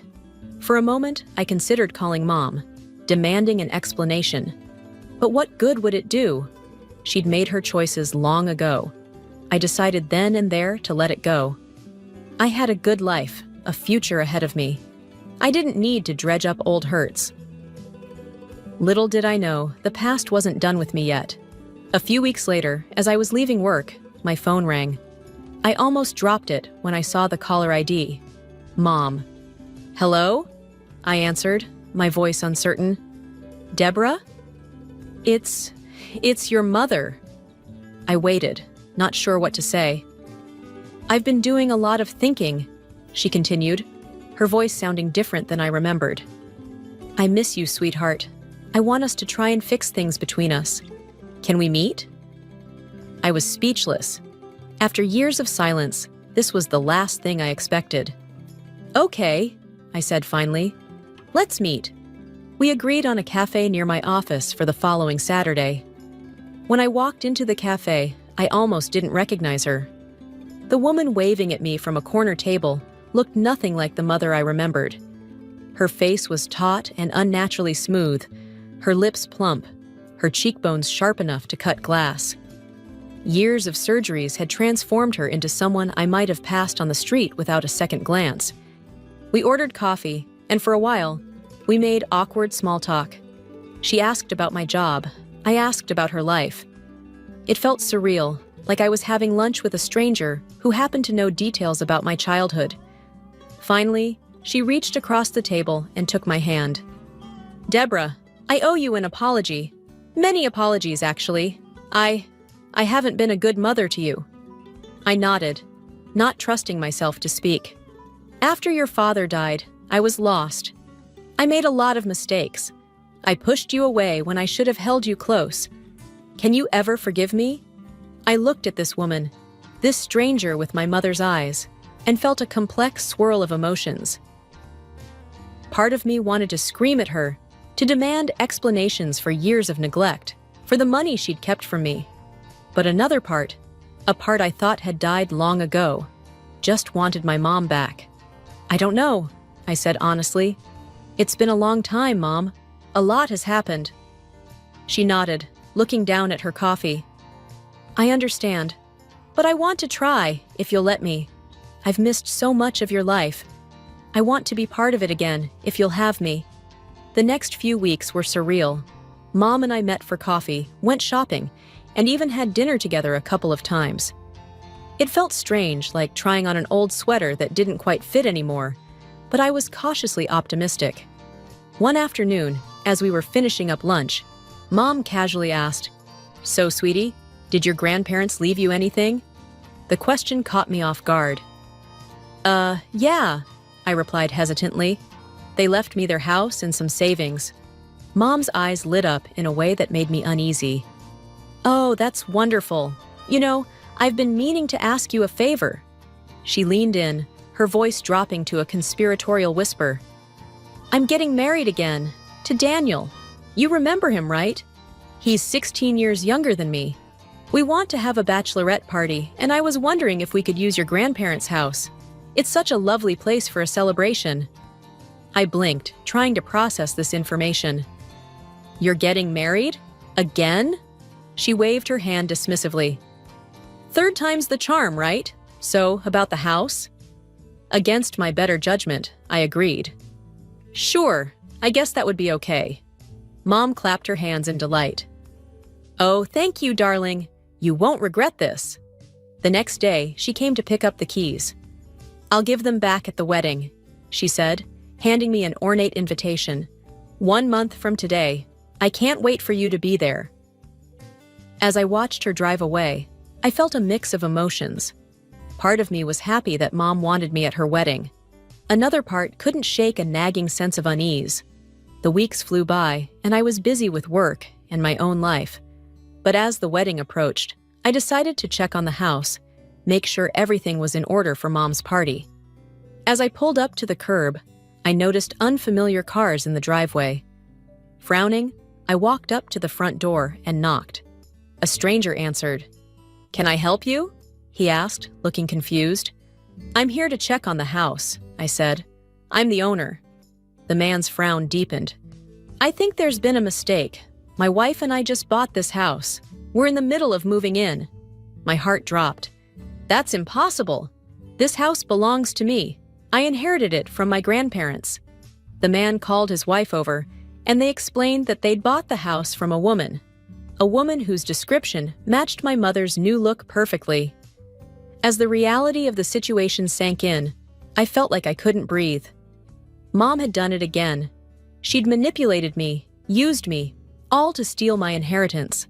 I stumbled back to my car, my mind racing. How could she have sold the house? She didn't have the right, Unless she'd forged documents. For a moment, I considered calling the police right then and there. But as the initial shock wore off, a cold anger settled in its place. No, I wouldn't go to the police.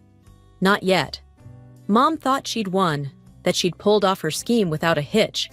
She was expecting to celebrate her new marriage, to start her new life flush with the money from my grandparents' house.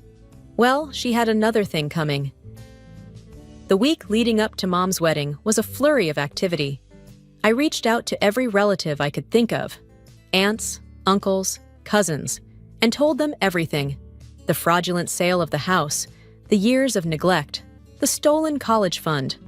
To my relief, they were unanimously outraged. I outlined my plan, asking each of them to play along at the wedding, to act as if everything was normal until I gave the signal. They all agreed, eager to see justice served. The day of the wedding arrived. I dressed in a beautiful blue dress, my hair and makeup carefully done. To all outward appearances, I was the picture of a supportive daughter. The ceremony was lavish, clearly sparing no expense. My stomach churned, knowing that this extravagance was likely funded by the sale of my grandparents' home. When it came time for the reception, I waited patiently as guest after guest offered their congratulations. Finally, I approached the microphone, a serene smile plastered on my face. I'd like to say a few words about my mother, I began, my voice steady despite the adrenaline coursing through me. Then, with deliberate slowness, I reached into my purse and pulled out a white cap. The words, "My mother is a thief," blazed across it in bright red letters. I placed it on my head, and around the room, my relatives did the same. The silence was deafening. Mom's face drained of color as I continued. "Let me tell you a story," I said, my voice ringing out in the stunned quiet. A story about a woman who abandoned her child, who stole money meant for that child's education, and who, most recently, fraudulently sold a house she had no right to sell, a house left to her daughter by loving grandparents. Gasps and murmurs rippled through the crowd. I saw Mom trying to signal me to stop, but I pressed on, recounting years of neglect and deception. And now, I concluded, she stands here, celebrating her wedding with money obtained through fraud, money stolen from her own daughter. The young groom, Daniel, turned to Mom, his face a mask of shock and disgust. "Sarah, is this true?" he demanded. Under the weight of dozens of accusing stares, Mom finally broke. "Yes," she wailed. "But I love you, Daniel. I'd do anything for you. Please, please don't leave me." She fell to her knees, clutching at Daniel's legs, mascara streaking down her face. The beautiful bride was gone, replaced by a desperate, cornered woman. The wedding reception had devolved into utter chaos. Guests were shouting, some in anger, others in disbelief. Amidst the uproar, Mom suddenly sprang to her feet, her face contorted with rage. "You ungrateful little rubbish!" she screamed at me, her voice raw with fury. "I should have aborted you when I had the chance. I wish you'd never been born." Her words hit me like a physical blow, but I stood my ground, watching as years of pent-up resentment and bitterness poured out of her. Daniel, who had been standing in shocked silence, finally found his voice. "That's enough," he said, his tone ice-cold. "Sarah, I can't believe I almost married you. You're a monster." With that, he turned on his heel and walked out, leaving Mom standing alone in her white dress, mascara streaking down her face. I took off my cap, the words "my mother is a thief" now seeming almost quaint compared to the ugly truth that had been revealed. With a final, deliberate motion, I threw it at her feet. "Goodbye, Mom," I said quietly, then turned and walked away, leaving her screaming and sobbing behind me. The next few weeks were a whirlwind of legal proceedings. I went straight to the police, filing charges against Mom for fraud and forgery. The case was solid. Between the forged documents, witness testimonies, and Mom's own confession at the wedding, there was no doubt about her guilt. In the end, justice was served. Mom was sentenced to several years in prison for her crimes. She was ordered to return the money from the fraudulent house sale and pay additional compensation for her years of deception. As I stood outside the courthouse after the final hearing, I felt a strange mix of emotions. Relief, certainly, that the truth had finally come out. Sadness for the mother I never really had. But mostly, I felt free. Free from the weight of unspoken truths and suppressed anger that I'd carried for so long. With the money from the settlement, I bought myself a cozy little house, smaller than my grandparents', but all mine. I set aside the rest for the future, thinking about the family I hoped to have someday. Life settled into a new rhythm. Work was going well, I was making new friends, and for the first time in years, I felt genuinely happy and at peace.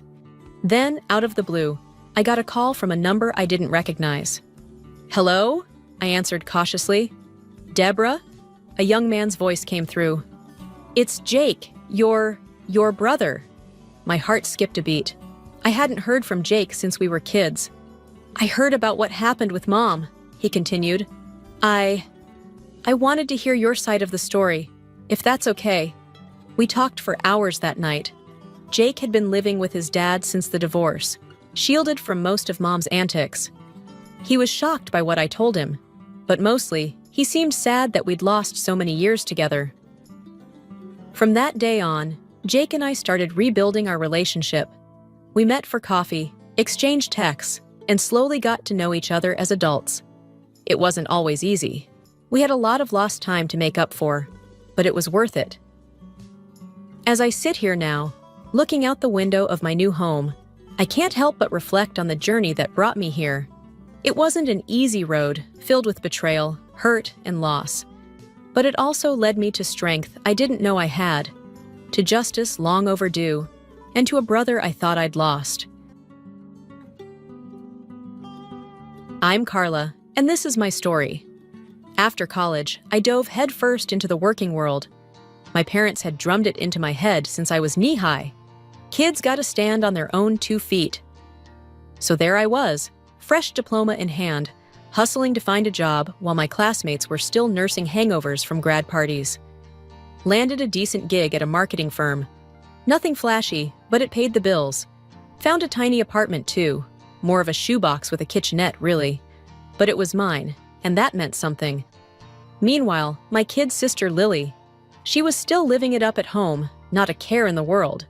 Mom and Dad fawned over her, like she was the second coming or something. "Lily doesn't need to work," Mom would say, stroking my sister's perfect blonde hair. "She's got her looks. That's her gift to the world." Don't get me wrong, I love Lily. But Christ, the difference in how we were raised. It was like night and day. I was pushed to study, get good grades, prepare for a career. Lily? She was told she was pretty. That was enough, apparently. One time, I overheard Dad talking to Lily. "Sweetheart, you don't need to worry about college or jobs. Just focus on your beauty pageants. That's your future." Lily ate it up, of course. Why wouldn't she? She'd been in those damn pageants since she could walk. Wanted to be a model, she said. Until she found out models actually had to, work. Wait, they have to diet, and exercise, and learn languages? Lily had whined. That sounds hard, I don't want to do that. So instead, she just existed, at home, on our parents' dime. Me? I was busting my ass at work, pinching pennies, building up a little nest egg. It wasn't much, but it was mine. I'd earned it. I tried not to let it get to me, how different things were for us. But some nights, alone in my crappy apartment, eating microwave dinners and going over budget spreadsheets, yeah, it stung a bit. But that was life, right? Some people get the easy road, some don't. I told myself I was stronger for it, more prepared for the real world. If only I'd known what was coming. It was a Tuesday when everything changed. Just a regular Tuesday. I remember because I'd treated myself to takeout, a rare splurge. I was sitting on my secondhand couch, trying to ignore the springs digging into my back, when my phone rang. Mom's voice on the phone was shaky. "Carla, honey, you need to come home. It's your father. He's had a stroke. We need your help." The drive to my parents' house was a blur of streetlights and worry. When I arrived, Mom looked like she'd aged 10 years overnight. Dad was in the hospital, stable but weak. "I can't do this alone, Carla," Mom said, clutching my hand. "I'm working overtime to cover the medical bills. Can you help with your father's care?"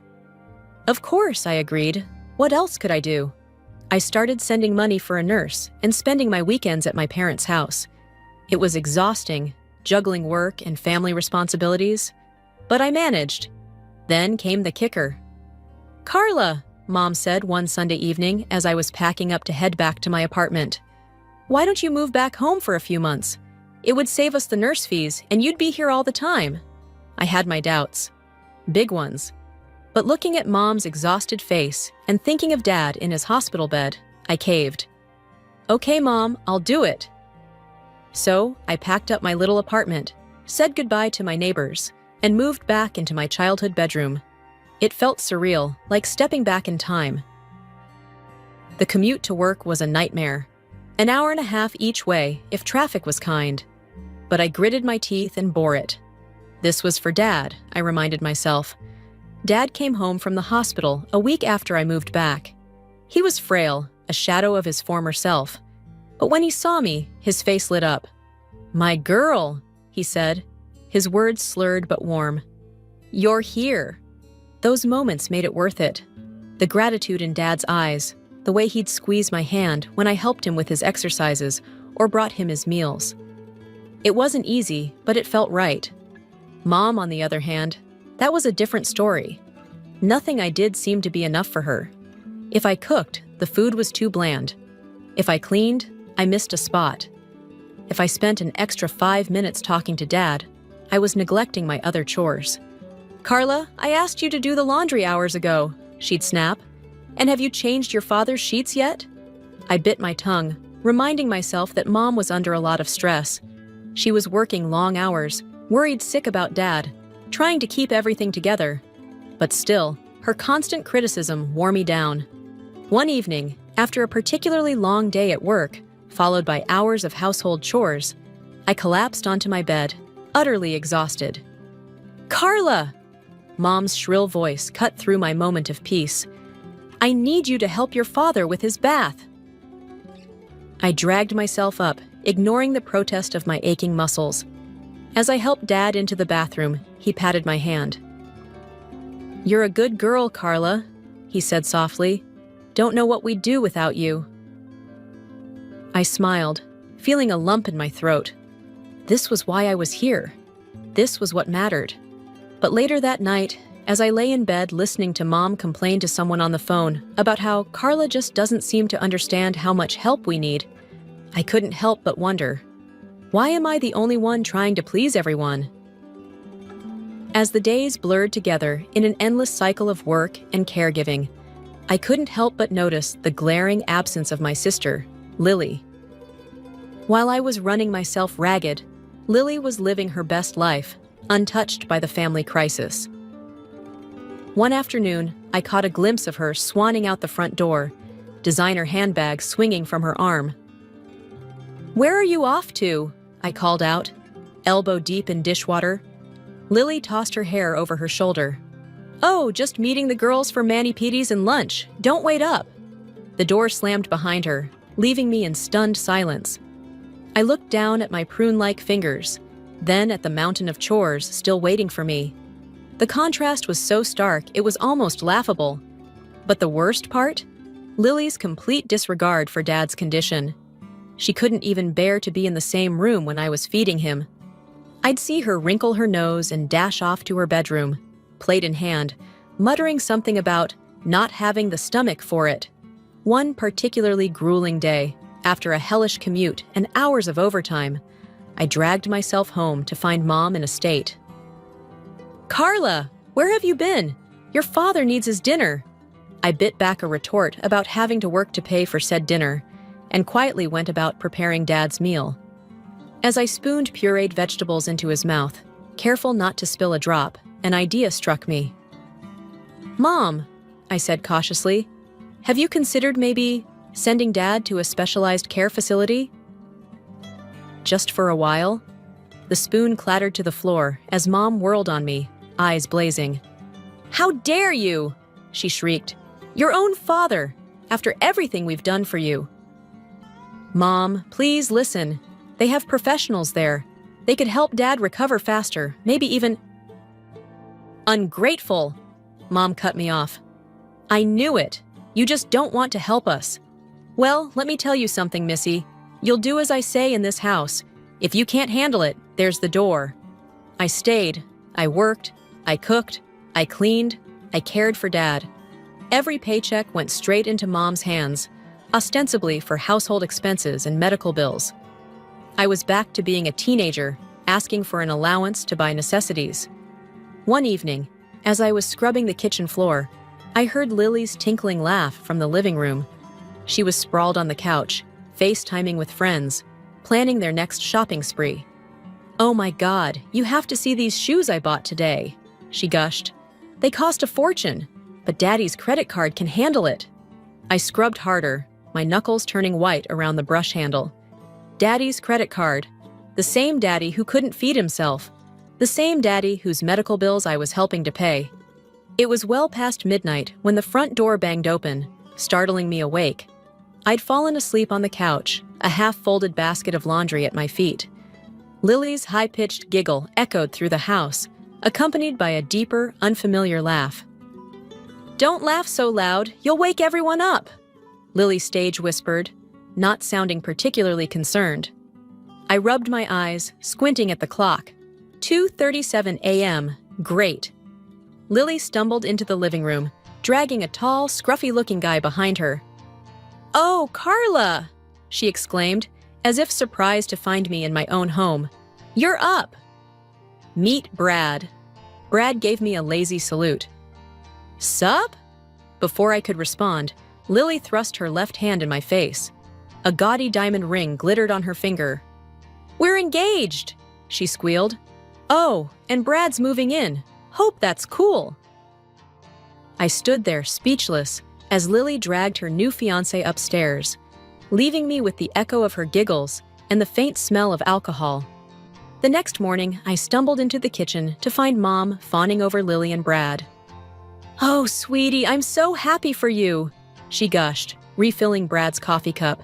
"You make such a handsome couple."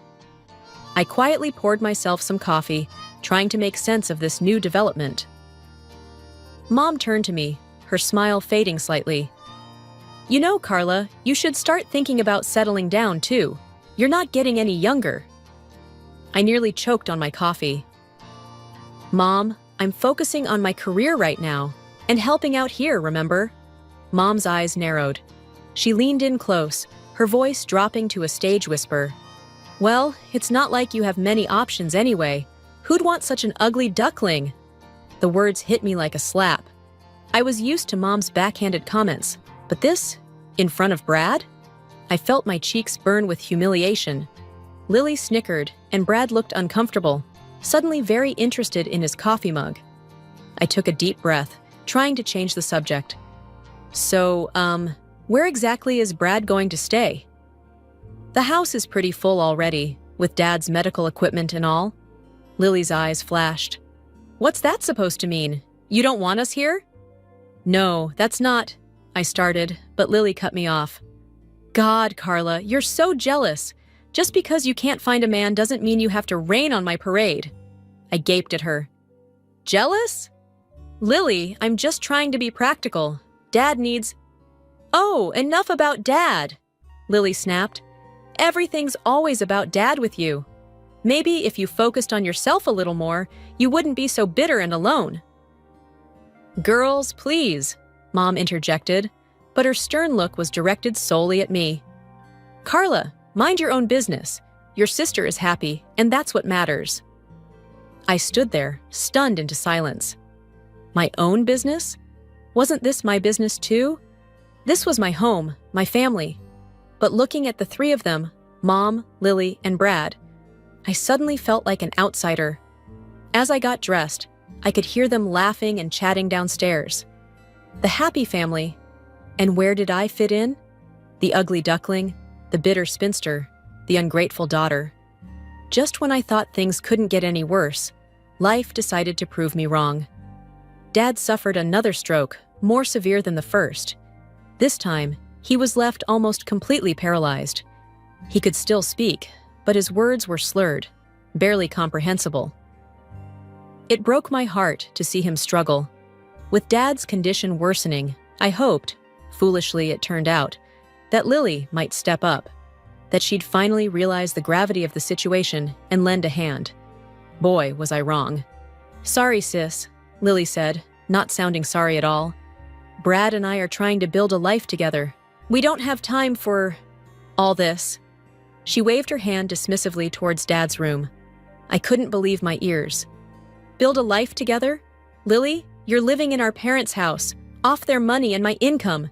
The least you could do is help out." Lily's face hardened. "Don't be such a bitch, Carla. It's not our fault Dad got sick." "Girls!" Mom's sharp voice cut through our argument. "That's enough. Lily, dear, don't worry about it. You focus on your relationship. Carla can handle things here." I turned to Mom, incredulous. "Are you serious? Mom, they're not even working. They're just freeloading." Mom's eyes flashed dangerously. "Carla, how dare you? Brad isn't even related to your father. He has no obligation to help, and you should be grateful you can help your family. Some daughter you are, complaining about caring for your own father." Her words hit me like a physical blow. I stood there, mouth agape, as Mom stormed off, Lily smirking behind her. From that day on, life in the house became unbearable. I'd come home from work, exhausted, only to find Lily and Brad blasting music, laughing and carrying on as if it was their own private party pad. They'd leave their mess everywhere. Dirty dishes in the sink, clothes strewn about, empty beer bottles on every surface. And the food. God, the food! I'd spend my Sundays meal prepping, trying to get ahead for the week. But come Monday, all my carefully prepared containers would be empty. More than once, I found myself at work with nothing to eat, my lunch devoured by Lily and Brad's midnight munchies. I tried talking to Mom about it, multiple times, but it was like talking to a brick wall. "Mom, please," I begged one evening, after finding yet another empty fridge. "Can't you talk to Lily? This isn't fair. They're just existing, at our expense." "Not everyone is like you, Carla," Mom snapped. "Not everyone can be Miss Independent, working themselves to the bone. Lily's still finding herself. If you're so concerned about money, maybe you should pick up some overtime." I stared at her, disbelief warring with fury in my chest. "Overtime? Mom, I'm already working 60-hour weeks. I'm taking care of Dad, running the household, and apparently feeding 4 adults on my salary alone. When exactly am I supposed to sleep?" Mom waved off my concerns. "You're young. You can handle it. Now stop obsessing over your sister and focus on your own responsibilities." I walked away from that conversation feeling like I'd stepped into the twilight zone. How had this become my life? When had I become the bad guy for expecting basic decency and contribution from my own family? The days blurred together in an endless cycle of work, chores, and caregiving. I was exhausted, physically and emotionally drained. More and more, I found myself daydreaming about my old life, my tiny apartment, the blessed silence, the freedom. God, how I missed it. One night, after a particularly trying day, I broached the subject with Mom. "Mom, I've been thinking," I started cautiously. "Maybe we should consider hiring a nurse again. I could move back to my place, but still help out financially and visit often." Mom's face crumpled. "How can you even suggest that? After everything we've done for you?" I blinked, taken aback. "Everything you've done for me?" "You're so heartless, Carla," Mom wailed, tears springing to her eyes. "How can you abandon your father like this? It's your duty to help us. Your duty!" Guilt washed over me, dousing my resolve like a bucket of cold water. I'd never been good at standing up to Mom's tears. "I'm sorry," I mumbled. "You're right. I'll stay." And so I did. I stayed and I helped, and I endured, until the day everything changed. I came home from work, bone-tired as usual, to find Lily lounging in the hallway, a self-satisfied smirk on her face. "Oh, good. You're home," she chirped. "I've got a surprise for you." Alarm bells rang in my head. Lily's surprises were never good news for me. She led me to my room, or what used to be my room. I stood in the doorway, shocked into silence. All my things were gone, replaced by racks of clothes, shoes, and makeup. My bedroom had been transformed into a walk-in closet. What is this?" I finally managed to sputter. Lily beamed. "Isn't it great? Now I have space for all my things." "But where are my things? Where am I supposed to sleep?" Lily's smile turned condescending. "Oh, don't worry. We put your stuff in some boxes in the garage. You can sleep on the couch in the living room. I mean, you're basically the help now, right? You don't need a whole room." Something in me snapped. For the first time in my life, I saw red. I stormed into the kitchen, where Mom was preparing dinner. "Mom!" I shouted, my voice shaking with rage. "Did you know about this? Lily's taken over my room. She says I have to sleep on the couch." Mom barely looked up from her cooking. "Yes, dear. Lily needs the space for her things. You'll be fine on the couch." I couldn't believe what I was hearing. "Fine on the couch? Mom, I live here too. I work here. I take care of Dad. I run this household. And now I don't even get a room?" Mom sighed, like I was being particularly difficult.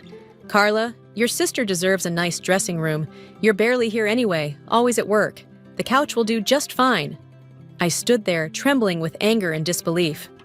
Then a thought struck me. Dad. Dad would understand. Dad would take my side.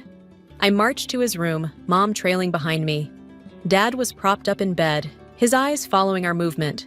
"Dad," I said, fighting to keep my voice steady.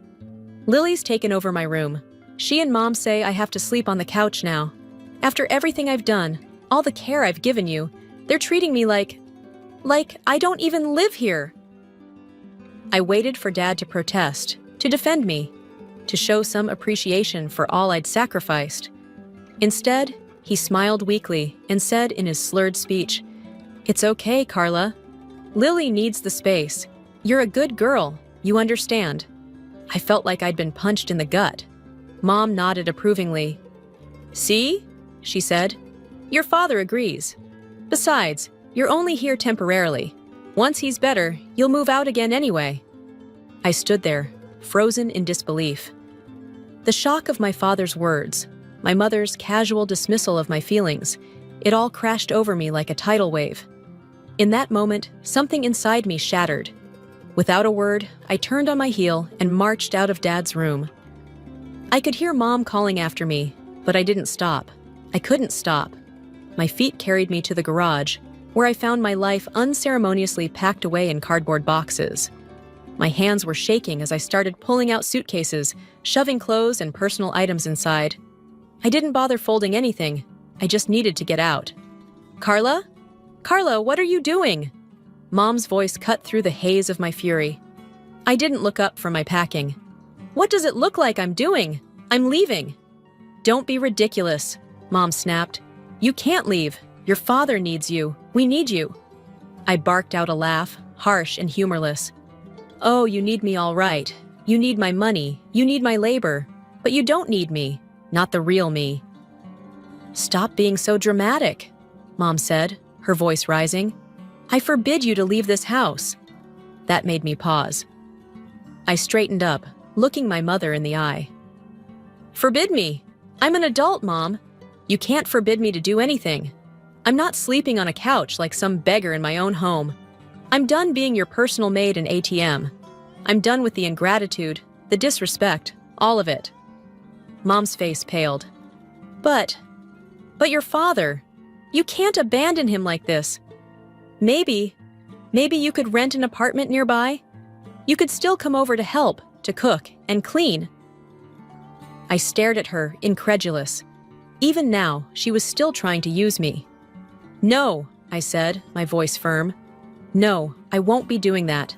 I'm done helping. I'm done communicating. I'm just done." I shouldered past her, dragging my suitcase behind me.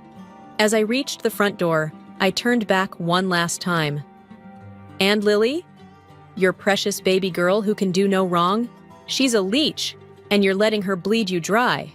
But that's your problem now, not mine. Mom's face contorted with rage. How dare you? After everything we've done for you, you ungrateful little... I slammed the door, cutting off her tirade. My hand was shaking as I pulled out my phone and called a cab. As I waited on the front step, suitcase by my side, I could hear Mom's muffled shouts through the door. Scoundrel! Ingrate! How could you do this to your family? Family. The word tasted bitter in my mouth. Was this really what family was supposed to be? The cab pulled up, and I loaded my suitcase into the trunk. As we pulled away from the curb, I didn't look back. I couldn't bear to see the house that had once been my home, the place where I'd given everything only to be treated like nothing. I found a small studio apartment across town. It wasn't much, but it was mine. That first night, sleeping on a hastily purchased air mattress, I felt a weight lift off my chest. For the first time in months, I could breathe. The peace lasted exactly 3 days. I was scrolling through social media on my lunch break when I saw it. A post from Mom. There was Dad, looking frail in his hospital bed.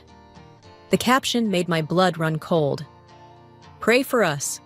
Our eldest daughter has cruelly abandoned us in our time of need.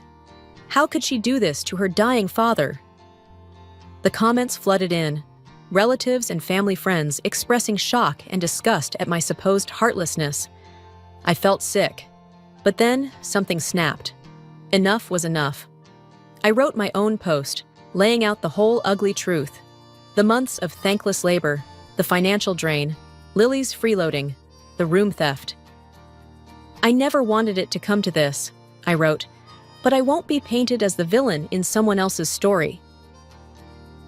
The response was immediate. The tide of public opinion turned. Suddenly, I was flooded with messages of support. Apologies from those who'd been quick to judge. It should have felt like vindication. Instead, I just felt tired. Weeks passed. I threw myself into work, trying to rebuild my savings. But guilt nagged at me. Had I done the right thing? Should I have stayed, no matter the cost to myself? Then, the call came. Dad had passed away. This is your fault, Mom spat through the phone. Don't you dare show your face at the funeral. I didn't. I sat in my apartment, alternating between tears and numbness, mourning not just my father, but the family I'd lost long before his death. Time marched on. 3 years passed in the blink of an eye. I worked hard, saved every penny. Finally, I had enough for a down payment on a small, cozy apartment of my own. No more renting, no more instability. I was building my own future, brick by brick. And then, another call. Mom's voice, older now, tinged with desperation. Carla? We need your help. We had to sell the house, Lily's debts, and Brad left her. We have nowhere to go. Can we stay with you? Just until we get back on our feet? I closed my eyes, memories washing over me. The sleepless nights, the thankless days, the constant demands, the casual cruelty. No, I said, my voice calm and firm. I'm sorry, but no. Please don't call again. I ended the call, my hand shaking slightly as I set down the phone. For a moment, I sat there, half expecting guilt to overwhelm me. But it didn't come. Instead, I felt peace. The peace of knowing my worth. The peace of setting boundaries. The peace of choosing myself. I'm Natalie, 27 years old, and I'm getting married in a few weeks. Right now, I'm sitting at my kitchen table, surrounded by a sea of wedding invitations. My eyes scan the names, making sure I haven't forgotten anyone important. But there's one name I deliberately left off the list: my stepmother's.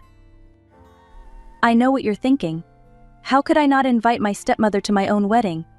Well, it's a long story, and I guess now's as good a time as any to tell it. It all started when I was 5 years old. My parents split up, and my whole world turned upside down.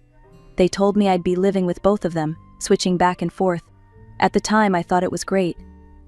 I loved both my parents and couldn't choose between them. This way, I didn't have to. Life after the divorce wasn't so bad at first. When I was with my dad, we'd go on these amazing road trips. He owned his own business, so he could take time off whenever it was his turn to have me. We'd hop in his car and explore different cities. I remember feeling like a little explorer, discovering new places with my dad by my side. When I was with my mom, things were different but just as good. We'd spend hours playing with my dolls, making up stories for each one, and the smell of fresh-baked cookies often filled the house. Those were happy times. I felt loved, wanted, and cherished by both my parents. But then, things changed. My dad got remarried when I was 7. I remember the day he introduced me to Sarah, my soon-to-be stepmother. She was pretty, with long blonde hair and a smile that seemed to light up the room. At first, things were okay. Sarah was nice to me, and she seemed to genuinely care. She'd help me with my homework when I was at Dad's house and even taught me how to braid my hair. But as time went on, something shifted. Sarah wanted kids of her own, but she couldn't get pregnant. I didn't understand it at the time, but looking back now, I can see how it affected her. Sarah's attitude towards me did a complete 180. Where once she'd been kind and welcoming, now she seemed to resent my very existence. It was like she hated me for being born when she couldn't have children of her own. I didn't understand it then. I was just a kid, wondering what I'd done wrong to make my stepmother suddenly dislike me so much. As time went on, Sarah's attitude towards me only got worse. It was like she'd made a decision if she couldn't have kids of her own, she'd live for herself. And in that life there was no room for me. I started noticing changes when I'd come back from my mom's. Dad and Sarah would be tanned and relaxed, full of stories about trips they'd taken while I was gone. One day, I couldn't hold it in anymore. "Dad, why don't we go on trips like we used to?" He looked uncomfortable, glancing at Sarah before answering. "Well, sweetie, things are different now. We have to consider Sarah's schedule too." Sarah cut in, her voice sharp. "Natalie, you're old enough to understand that adults need their own time. Don't be selfish." I felt like I'd been slapped. Selfish? For wanting to spend time with my own father? But it wasn't just the trips. When I was at Dad's house, everything changed.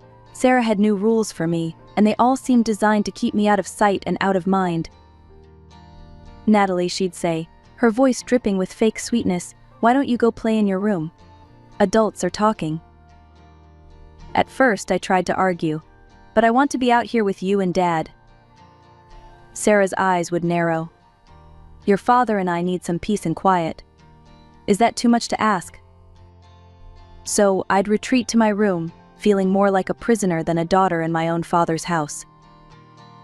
The list of Don T.S. grew longer by the day. Don't make noise. Don't talk loudly. Don't play active games. Don't laugh too loud. It was like living in a library, but worse. One afternoon I was in the living room, laughing at a funny TV show. Sarah stormed in, face red with anger. "What did I tell you about being quiet?" she snapped. "But I was just laughing at." She cut me off. "I don't care what you were laughing at. In this house you follow my rules. Understand?" I nodded, fighting back tears. "Yes, Sarah." "Good," she said, turning to leave. "Now go to your room and stay there until dinner." Dad seemed oblivious to it all. Or maybe he just didn't want to see it. Whenever I tried to talk to him about how Sarah was treating me, he'd brush it off. "She's just adjusting, Natalie," he'd say. "Give her time." But time didn't make things better. It only made Sarah more bold in her dislike of me. She'd criticize everything I did, from how I dressed to how I ate. "Honestly, Natalie, can't you sit up straight and chew with your mouth closed? It's like you were raised in a barn." I wanted to scream, to tell her that I was just a kid, that I was trying my best, but I knew it wouldn't make a difference. In Sarah's eyes, my very existence was an offense. So I learned to make myself small, to be quiet, to stay out of the way. I became a ghost in my father's house, tiptoeing around, afraid to make a sound or draw attention to myself.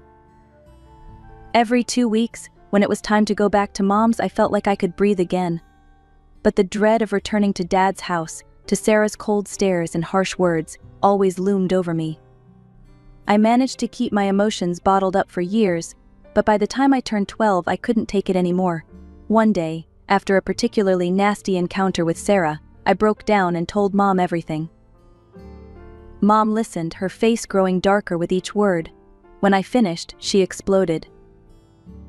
That thing, she yelled, making me jump. How dare she treat my daughter like this? Before I could stop her, Mom was on the phone with Dad. I've never heard her so angry. Listen here, you spineless excuse for a father, she snarled into the phone. If you don't get your wife under control, I swear I'll take you to court and make sure you never see Natalie again. I felt sick. This wasn't what I wanted. I just wanted things to get better, not worse. A few days later, when I went back to Dad's house, he sat me down for a serious talk. Natalie, he began, his voice stern. We need to discuss your behavior. Sarah has been nothing but good to you. She's trying her best to be a good stepmother, and all you do is complain. I couldn't believe what I was hearing. But Dad, she... Enough, he snapped. Do you realize what you've done? Your mother is threatening to take away my visitation rights. Do you want that? Do you want to never see me again? Tears welled up in my eyes. No, of course not. Dad's voice softened a bit. Then you need to stop this, Natalie. No more complaints about Sarah. She only wants what's best for you. If you keep this up, you'll end up tearing this family apart. Is that what you want? I shook my head, unable to speak through my tears. As he left the room, I felt like my world had shattered. Not only had Dad not believed me, but he'd also made me feel like everything was my fault. I was the problem, not Sarah. From that day on, I stopped complaining. I decided to be the perfect stepdaughter, to do everything Sarah wanted, just so I wouldn't lose my dad. I became a shadow in the house, quiet and obedient. I had no say in anything, but at least I still got to see my father, even if he seemed more like a stranger with each passing day. Life at Mom's house was a different story. A few years after the divorce from Dad, Mom met Robert. He was kind, funny, and had a daughter of his own, Lily, who was a year younger than me. Over time, I fell in love with both of them. Robert never tried to replace my dad, but he was always there for me. He'd help me with my homework, listen to my problems, and even taught me how to ride a bike, something Dad had always been too busy to do. Lily became the sister I never knew I wanted. We'd stay up late, giggling and sharing secrets. She never made me feel like an outsider. As I got older, the contrast between my two homes became starker. At Dad's, I was a ghost, trying not to upset the delicate balance. At Mom's, I was Natalie, loud, funny, and loved. As I entered my teenage years, my needs naturally grew. Like any kid my age, I wanted the latest gadgets, a cool smartphone, a decent laptop for schoolwork. Dad, to his credit, seemed to understand this. He'd always been generous, and at first he didn't hesitate to buy me what I needed. I remember the day he handed me my first smartphone, but my joy was short-lived. Sarah's disapproving frown said it all. Later that night, I overheard them arguing. You're spoiling her, Tom, Sarah hissed. Do you have any idea how much that phone cost? She needs it for school, Dad defended weakly. Sarah scoffed. Please. She needs it to post selfies and waste time on social media. You're throwing money away.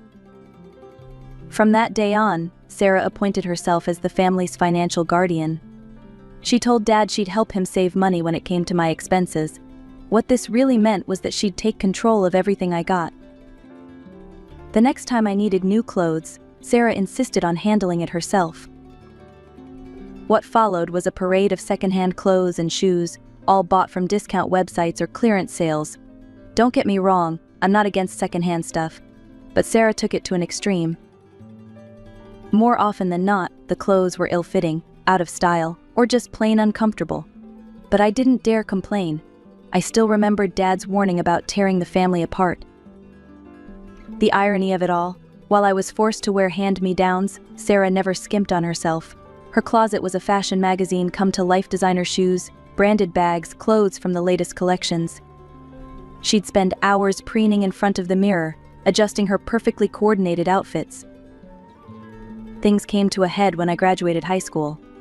Dad had promised me a car, nothing fancy, just something to get me around. I was over the moon.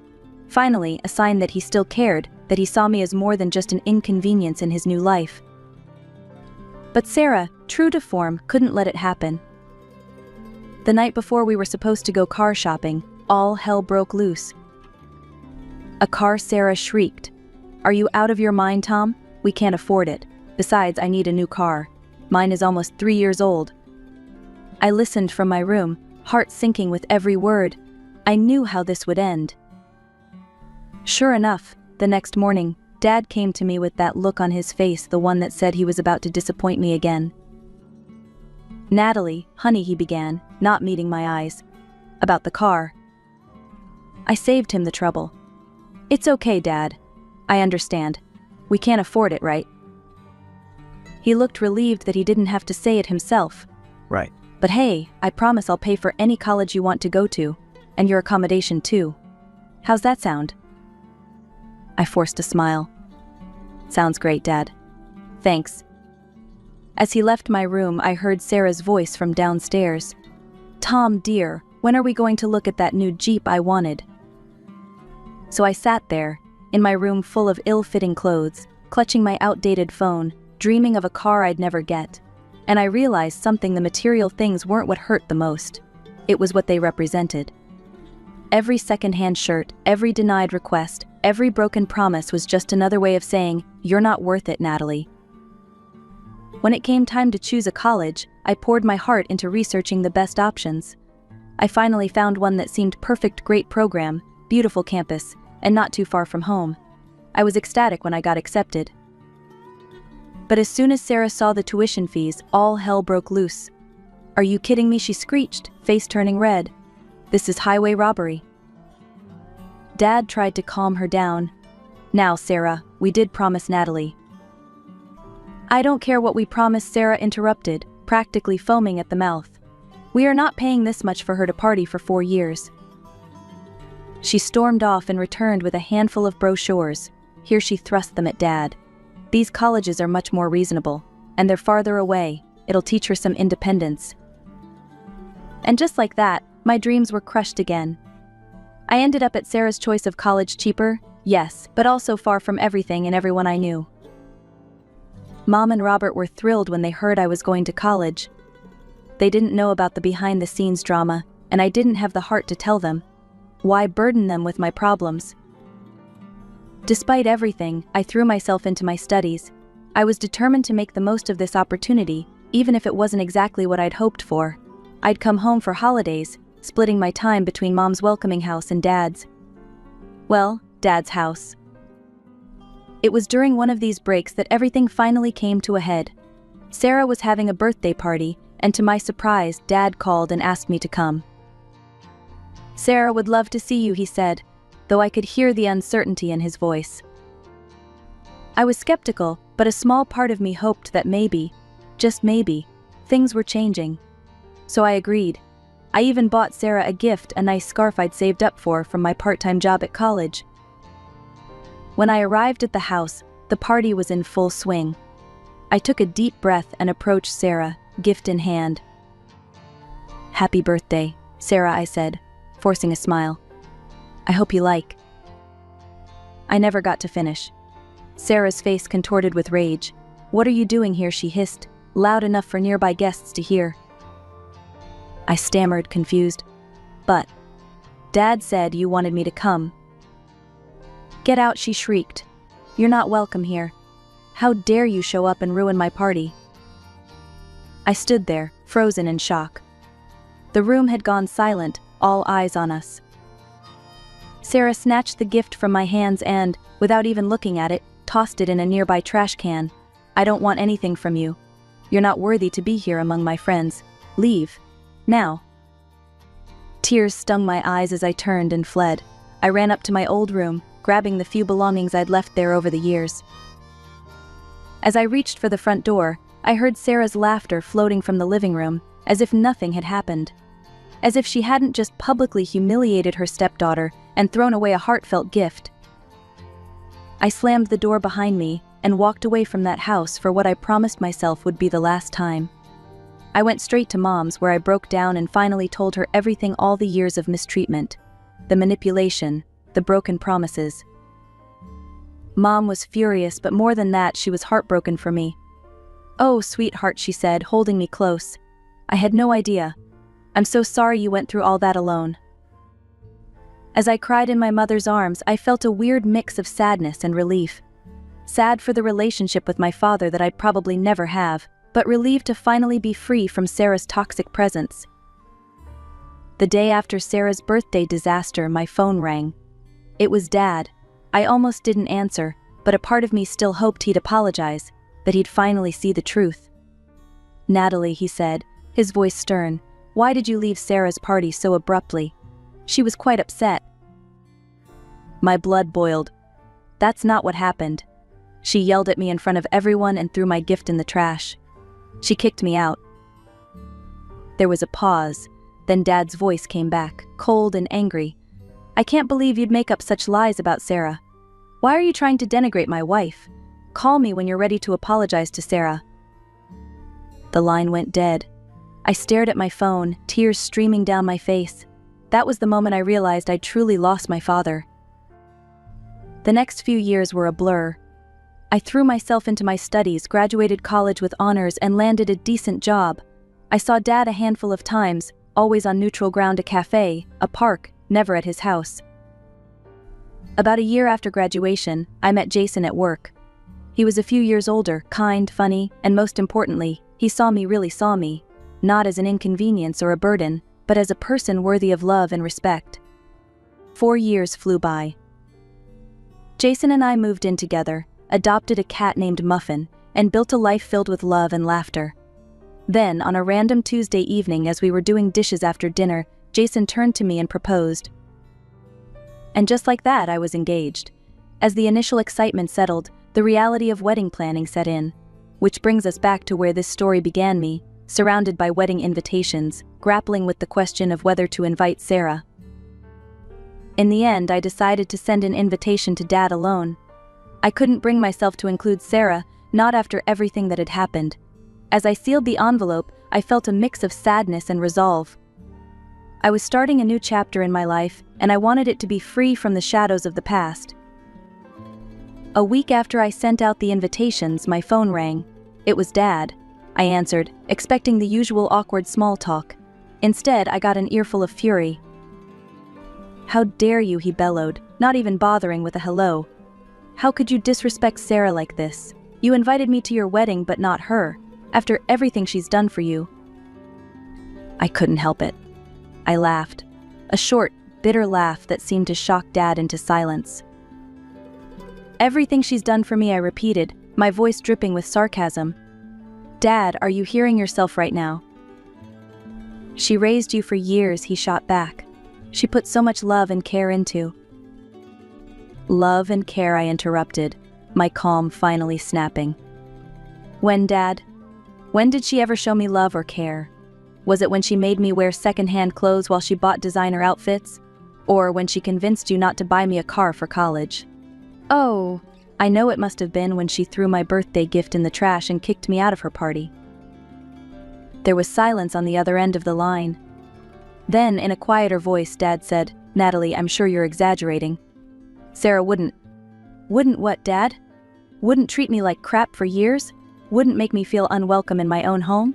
Wouldn't consistently prioritize her own wants over my needs? Because she did all of that and you let her." My voice was shaking now, years of pent-up hurt and anger pouring out. "You never stood up for me, Dad, not once. You always took her side, always believed her over me. Do you have any idea how that felt, to know that your own father would always choose his wife over you?" The silence stretched on for what felt like hours. When Dad finally spoke, his voice was different, smaller somehow. "Natalie, I had no idea. I never meant to. Oh God, what have I done?" I heard a choked sob from his end, and despite everything, my heart clenched. "I'm so sorry, Pumpkin," he continued, his voice thick with tears. "I've been a terrible father. I put Sarah first, I ignored your feelings, I failed you. Can you ever forgive me?" I felt my own eyes welling up. This was all I'd wanted to hear for years. But now that the moment was here, I didn't know how to react. I hesitated, torn between hope and caution. "I'll think about it, Dad. That's all I can promise right now." We ended the call soon after, both emotionally drained. Over the next few weeks, Dad made a real effort.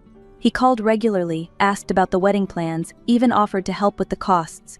Slowly, cautiously, I let myself believe that maybe, just maybe, things could change. Then, the day before the wedding, my phone rang again. It was Dad, and my stomach dropped at the sound of his voice. "Natalie," his voice hard.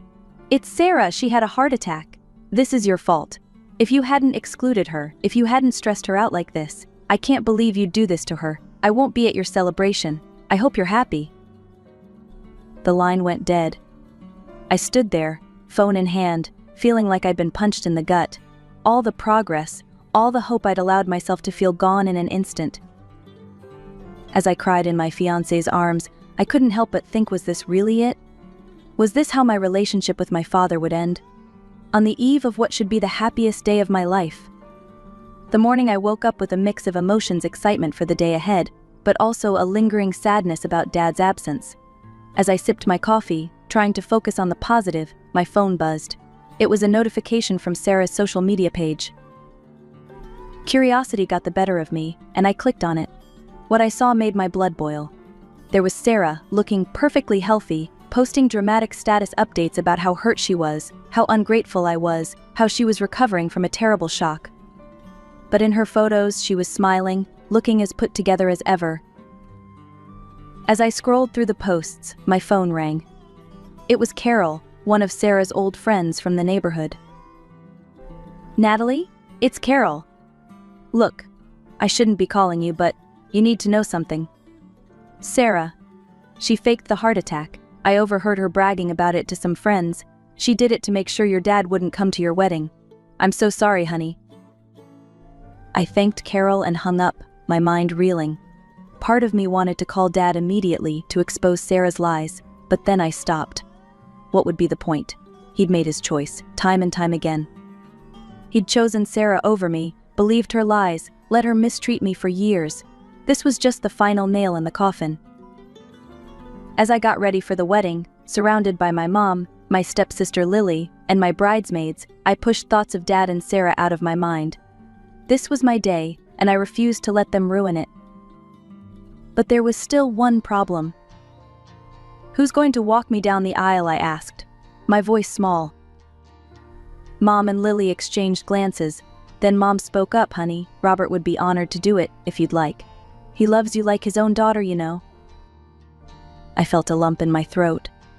Robert, my stepdad, who'd been more of a father to me in many ways than my own dad. Who'd always supported me, always made me feel welcome and loved. "Really?" I asked, looking at Robert. He smiled warmly. "Nothing would make me prouder, Natalie, but only if that's what you want." In that moment I realized something important. Family isn't just about blood, it's about love, support, and being there for each other. Robert had been that for me, consistently for years. "I'd love that, Robert." "Thank you," I said, giving him a hug. The wedding was beautiful. As Robert walked me down the aisle, I saw Jason waiting for me, his face lit up with love. I saw my mom, Lily, and all our friends and family smiling and crying happy tears. In that moment, I knew I had all the family I needed right here. A few days after the wedding, as Jason and I were preparing to leave for our honeymoon, I decided to post some wedding photos online. Almost immediately, a nasty comment appeared under one of the pictures. "Look at that," Sarah's comment read. "Being walked down the aisle by a stranger while her own father wasn't even invited. Shameful." I stared at the comment, a familiar anger bubbling up inside me. But then I felt Jason's hand on my shoulder. "You okay, Nat?" he asked, concern in his eyes. I looked at my husband, then back at the phone. Suddenly, Sarah's words seemed small, petty, and utterly unimportant. "You know what? I am okay," I said, surprising myself with how much I meant it. "In fact, I'm better than okay." Without another thought, I blocked Sarah's account. Then, after a moment's hesitation, I blocked Dad's too. It was time to close that chapter of my life for good. I'm Audrey, and I've always been the second best in my family. My sister, Sarah, is 5 years older than me and has always been the golden child. From the moment I can remember, everything in our house revolved around her. Sarah got the best of everything, and I got the leftovers. She went to some fancy private school while I was stuck in the local public one. Don't get me wrong, my parents made good money, but apparently not enough for both of us to have nice things. I discovered my love for drawing when I was about 8. I'd spend hours sketching in my room, trying to capture the world around me on paper. When I showed my parents my drawings, hoping they'd be proud, Dad just shrugged. That's nice, Audrey, but don't waste too much time on it. You need to focus on getting a real job someday. You're not as academically inclined as your sister. Those words stung, but I didn't let them stop me. I started looking up drawing tutorials online, using my allowance to buy cheap art supplies. I'd hide in my room, painting and sketching, dreaming of the day I could show the world my art. Meanwhile, Sarah was the star of the family. Mom and Dad threw money at her like it was going out of style. Dance lessons, acting classes, singing tutors, you name it, Sarah tried it. And gave up on it, usually within a few months. I'm just not feeling the dance vibe anymore, Sarah announced one day, tossing her ballet shoes in the trash. I think I want to try photography now. Without missing a beat, Mom said, of course, sweetie. We'll get you the best camera and a new laptop for editing. Maybe we can convert the spare room into a darkroom for you. I couldn't believe my ears. Here I was, begging for a few dollars for paintbrushes, while Sarah got an entire room for her latest whim. But that's how it always was in our house. The only person who seemed to see me was Grandma Helen, Mom's mother. She lived nearby in a cozy little house, and visiting her became my escape. One day, she caught me sketching in her garden. Well, she said, peering over my shoulder. Looks like we've got a regular Picasso here. For the first time, someone looked at my art and saw potential. Grandma Helen's eyes sparkled as she hatched a plan. How about we set up a little studio for you here? I've got that spare room upstairs that's just collecting dust. Before I knew it, Grandma had transformed that dusty old room into an artist's paradise. She bought me an easel, real artist quality paints, and even signed me up for private lessons with a local artist. As the years rolled by, the gap between Sarah and me only widened. Our living room turned into a shrine to Sarah's so-called achievements. A massive display case dominated the wall, crammed with her certificates, ribbons, and trophies. Most of them were participation awards, but you'd think she'd won Olympic gold the way our parents fawned over them. One day, I timidly approached Mom with a small painting I'd done. It had just won first place in a local art competition. Hey, Mom? I was wondering if maybe we could put this up somewhere. Mom barely glanced at it. Oh, that's nice, honey. But where would we put it? The wall's already full of Sarah's things. Maybe you can keep it in your room? I retreated, clutching my painting. My room became my gallery, walls plastered with artwork that no one but me and Grandma Helen ever saw. When Sarah graduated high school, you'd have thought royalty was going off to college. Mom and Dad spared no expense, sending her to the most prestigious university they could find. They even rented her a luxury apartment near campus. With Sarah gone, you'd think I'd get more attention. Fat chance. Mom and Dad spent hours every day video chatting with her, cooing over her latest adventures. Meanwhile, I was lucky if they remembered I existed at dinner time. Then, like a hurricane, Sarah burst back into our lives. She'd barely graduated when she showed up on our doorstep with a guy in tow. Mom, Dad, she squealed. Meet Jake, my husband. Mom and Dad, instead of asking the obvious questions, like, oh, I don't know, why they weren't invited to the wedding, just embraced them both. Oh, sweetie, we're so happy for you, Mom gushed. Welcome to the family, son. Dad slapped Jake on the back. I stood in the background, invisible as always. Congrats, I guess, I muttered. Sarah barely acknowledged me. Thanks. Oh, by the way, Jake's going to be living with us for a while. That's cool, right? Before I could process what was happening, Jake was moving his stuff into our guest room. Just like that, our household dynamic shifted again. 2 months flew by in a blur of awkward family dinners and tense silences. Sarah and Jake had taken over the house like a pair of entitled royals, and I was counting down the days until I could escape to college. Then, one evening, Dad called me into the living room. "Audrey, we need to talk." My stomach dropped. Nothing good ever came from those words in this house. Mom and Dad sat on the couch, with Sarah and Jake lounging nearby. I perched on the edge of an armchair, feeling like I was facing a firing squad. Dad cleared his throat. "Audrey, you know we've been saving for your college fund." I nodded, a glimmer of hope rising in my chest. Maybe they were finally going to do right by me. "Well," he continued, "we'd decided to give that money to Sarah instead." The world stopped. I must have misheard. "What?" Mom jumped in, her voice sickly sweet. "Sweetie, Sarah needs it more. She's married now, starting a family. We have to think about their future." I looked at Sarah, who couldn't even meet my eyes. Jake just smirked. The injustice of it all hit me like a tidal wave.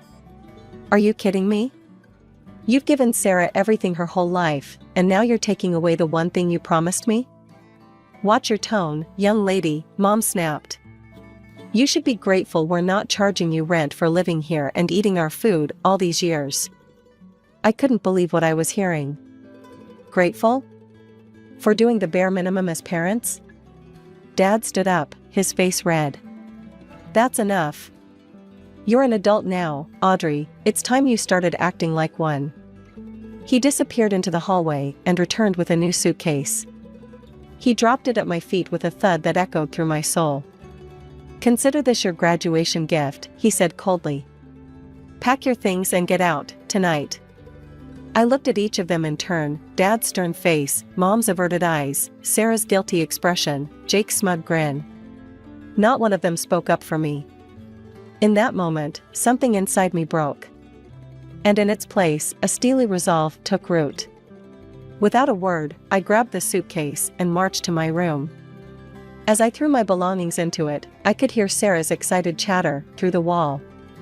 "Oh my God, Jake. We can turn Audrey's room into my walk-in closet. I've always wanted one of those." Tears stung my eyes, but I refused to let them fall. I wouldn't give them the satisfaction. In less than an hour, I had packed up 18 years of my life. I took one last look around the room that had been my sanctuary, my prison. Then, without saying goodbye, I walked out the front door. I stumbled up to Grandma Helen's porch, dragging my suitcase behind me. Before I could even knock, the door flew open, and there she was, arms outstretched. "Oh, Audrey," she said, pulling me into a fierce hug. "I'm so sorry, sweetheart." I broke down then, ugly sobs racking my body as Grandma held me. She guided me inside, sat me on her worn but comfortable couch, and listened as I poured out the whole sordid tale. When I finished, Grandma's eyes were blazing. "Those fools," she muttered. Then she took my hands in hers. "Audrey, listen to me. You're staying here, and we're going to figure this out together." I slept fitfully that night, but when I came downstairs the next morning, Grandma was at the kitchen table, surrounded by papers and her laptop. "Sit down," she said, pushing a mug of coffee towards me. "We're planning your college education, I'm paying for it. Now, let's find you a proper art school." Over the next few weeks, Grandma and I pored over college brochures and websites. We finally settled on a prestigious art school a few hours away. I gathered my best paintings and drawings, carefully photographing each one for my portfolio. I wrote and rewrote my personal essay, pouring my heart onto the page. Grandma helped me collect glowing recommendations from my art teachers. Finally, we sent it all off. The waiting was excruciating, but Grandma kept me busy, encouraging me to paint and even setting up a small exhibition of my work in her garden for the neighbors. Then, on a sunny Tuesday afternoon, the email arrived. I stared at my phone, too nervous to open it. "Well?" Grandma prompted. With trembling fingers, I tapped the screen. My eyes scanned the first line, and I let out a scream of joy. "I got in!" I shouted, jumping up and down. "Grandma, I got in!" From the moment I set foot on campus, I threw myself into every opportunity. I joined the art club, volunteered at gallery openings, and spent countless hours in the studios, honing my craft. My first art competition was terrifying, but when I won third place, the rush was indescribable. I called Grandma immediately, and I could hear the pride in her voice. "Just the beginning," she said. "Keep going." So I did. I entered more competitions, each one boosting my confidence. I started participating in exhibitions for young artists, seeing my work displayed alongside my peers. For the first time in my life, I felt seen. Professors praised my unique style, classmates asked for collaborations, and I even started selling a few pieces. But it wasn't just about the art. I made friends, real friends who valued me for who I was. I joined study groups, went to parties, and even started dating a fellow artist named Ethan. Late one night, as I was putting the finishing touches on a painting for my midterm project, I realized something. All of this, was what I'd been yearning for my whole life. The freedom to express myself, to grow, to be valued for my talents and my personality. Graduation day arrived in a blur of black gowns and flying mortarboards. I landed a job at a local art gallery, arranging exhibits by day and pouring my soul onto canvas by night.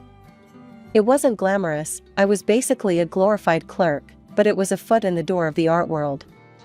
"Hey, Audrey," my boss, Frank, called out one day. "We've got a spare wall next week. Want to hang some of your stuff?" I nearly dropped the sculpture I was carrying. "Are you serious?" He shrugged. "Why not? Your stuff's good. Might as well see if it sells." That little display changed everything. A couple of my paintings sold, then a few more. Soon, I was participating in local exhibitions, my name starting to buzz in art circles. Then came the fantasy series. It started as a fever dream, strange, whimsical creatures dancing across my canvas. I painted them obsessively, creating a whole world of odd, lovable beings. At one exhibition, a man in a sharp suit approached me. "Ms. Thompson? I'm from Dreamscape Animations. We're very interested in your work." Before I knew it, I was signing a contract. They wanted to turn my creatures into a cartoon. The day the first episode aired, Grandma and I sat glued to her TV, clutching each other's hands. "That's my little Gribble," I squealed as one of my creations waddled across the screen. The show was a hit. Suddenly, everyone wanted a piece of Audrey Thompson's art. The animation studio commissioned a comic series, which I drew with giddy enthusiasm. As my reputation grew, so did the price tags on my paintings. It was surreal, watching collectors bid on my work like it was precious treasure. Frank, my boss at the gallery, pulled me aside one day. "Audrey, you're outgrowing us. How about we do a solo exhibition for you? Your own show, your rules." I threw myself into preparation, creating new pieces and carefully selecting from my existing work. The night of the opening, I stood in the gallery, surrounded by my art and a buzzing crowd. "Quite a turnout," a familiar voice said. I turned to see Frank, grinning. "Listen, kid, you're going places. How about I manage you full-time? We could really take your career to the next level." From that moment, everything accelerated. With Frank's connections and my creativity, we were unstoppable. My paintings hung in prestigious galleries, my name featured in art magazines. Through it all, Grandma Helen was my constant. She came to every exhibition, beaming with pride and offering words of encouragement. "Remember when you used to hide your drawings under your bed," she said one night as we celebrated another successful show. "Look at you now, setting the art world on fire." I hugged her tight, overwhelmed with gratitude. "I couldn't have done it without you, Grandma. You believed in me when no one else did." As we clinked our champagne glasses, I marveled at how far I'd come. From the unwanted second child to a rising star in the art world. But even with all the success, the best part was having Grandma by my side, sharing every triumph and setback. One day I burst into Grandma Helen's kitchen, my mind buzzing with ideas. "Grandma, you won't believe what Frank and I have planned. We're thinking of a cross-country tour, showcasing my work in major cities. And there's talk of an international exhibition in Paris next year." Grandma listened, her eyes twinkling with pride. But as I paused for breath, she reached out and took my hand. "Audrey, darling, I'm so proud of you. You've become such an accomplished young woman. But I think it might be time to consider reconciling with your parents." I wanted to argue, but the look in her eyes stopped me. This was important to her. A week later, I found myself standing on the doorstep of my childhood home, my heart pounding. Mom answered the door, her eyes widening in surprise. "Audrey," she said, her voice uncertain. "What are you doing here?" Dad appeared behind her, his face unreadable. "Well, don't just stand there. Come in, I suppose." The house hadn't changed much, but the atmosphere was heavy, oppressive. They grudgingly allowed me to stay for a few days, but it was clear I wasn't welcome. To my surprise, Sarah was still living at home. "Jake's gone," she said bitterly when I asked. "Mom and Dad kicked him out. Said he was a lazy bum." I bit back a retort about their double standards. This visit wasn't about settling old scores. Days crawled by in uncomfortable silence. Mom and Dad barely spoke to me, their faces constantly pinched with disapproval. I was about ready to call it quits when Sarah cornered me in the kitchen. "So," she said, a familiar mocking tone in her voice, "what are you up to these days? Still doodling?" Something snapped inside me. I straightened up, meeting her gaze. "Actually, I'm one of the most popular and well-paid young artists in the country right now." The kitchen fell silent. I turned to see Mom and Dad frozen in the doorway. Suddenly, their entire demeanor changed. Mom's eyes lit up with a greedy gleam I'd seen directed at Sarah so many times before. "Oh, Audrey," she cooed, trying to take my arm. "Why didn't you tell us? We've been so worried about you." I jerked away from her touch. "I was just leaving, actually." No, Dad interjected. "Stay. Tell us more about your work. How much do your paintings sell for?" I shook my head. "That's confidential information." His face hardened. "Now listen here, young lady. We're your parents. We have a right to know. After all we've done for you, you owe us." And there it was. The true colors I knew had been there all along. "I don't owe you anything," I said quietly. "You kicked me out, remember? You chose Sarah over me at every turn. And now that I'm successful, you want a piece of it?" "No, I'm done." I brushed past them, ignoring their protests and demands. I threw my things into my bag and walked out the door, their angry voices fading behind me. When I told Grandma what happened, she smiled sadly. "Oh, Audrey, I'm sorry it went that way. But I'm proud of you for trying." As I drove home that night, I felt a weight lift from my shoulders. I'd given them a chance, more than they deserved. Now I could move forward, guilt-free, focusing on the people who truly cared about me and the art that had saved me. That call came on a rainy Tuesday morning. Grandma Helen was in the hospital. I dropped everything and rushed to her side, my heart in my throat. For weeks, I barely left her room. I held her hand, told her stories, and tried to repay a fraction of the love and support she'd given me over the years. But in the end, she was gone. I threw myself into organizing the funeral, grateful for the distraction from my grief. It was a beautiful service, filled with people whose lives Grandma Helen had touched. I stood alone by her grave long after everyone else had left, feeling more lost than I had in years. 2 weeks later, I received a call from a notary. "Ms. Thompson, we need to discuss your grandmother's will." I sat in the sterile office, numb, as the lawyer read out the details. And to my beloved granddaughter, Audrey Thompson, I leave all my worldly possessions, including my house and savings. I couldn't believe it. Grandma Helen had left me everything. I was just starting to find my footing again when Sarah showed up on my doorstep. "Audrey," she said, her eyes red-rimmed. "I need your help. I'm pregnant. I left Mom and Dad, I couldn't take their nagging anymore. But now I have nowhere to go, no money." I listened, a mix of pity and suspicion churning in my gut. "Sarah, I'm sorry you're in this situation, but what do you expect me to do?" "Give me my share," she demanded. "I need Grandma's money." I shook my head. "There is no your share, Sarah. Grandma left everything to me." Her face contorted with rage. "That's not fair. You must have tricked her, you thief. I'll take you to court, you'll see." I slammed the door, my hands shaking. But it wasn't over. The next day, Mom called. "Audrey, be reasonable," she wheedled.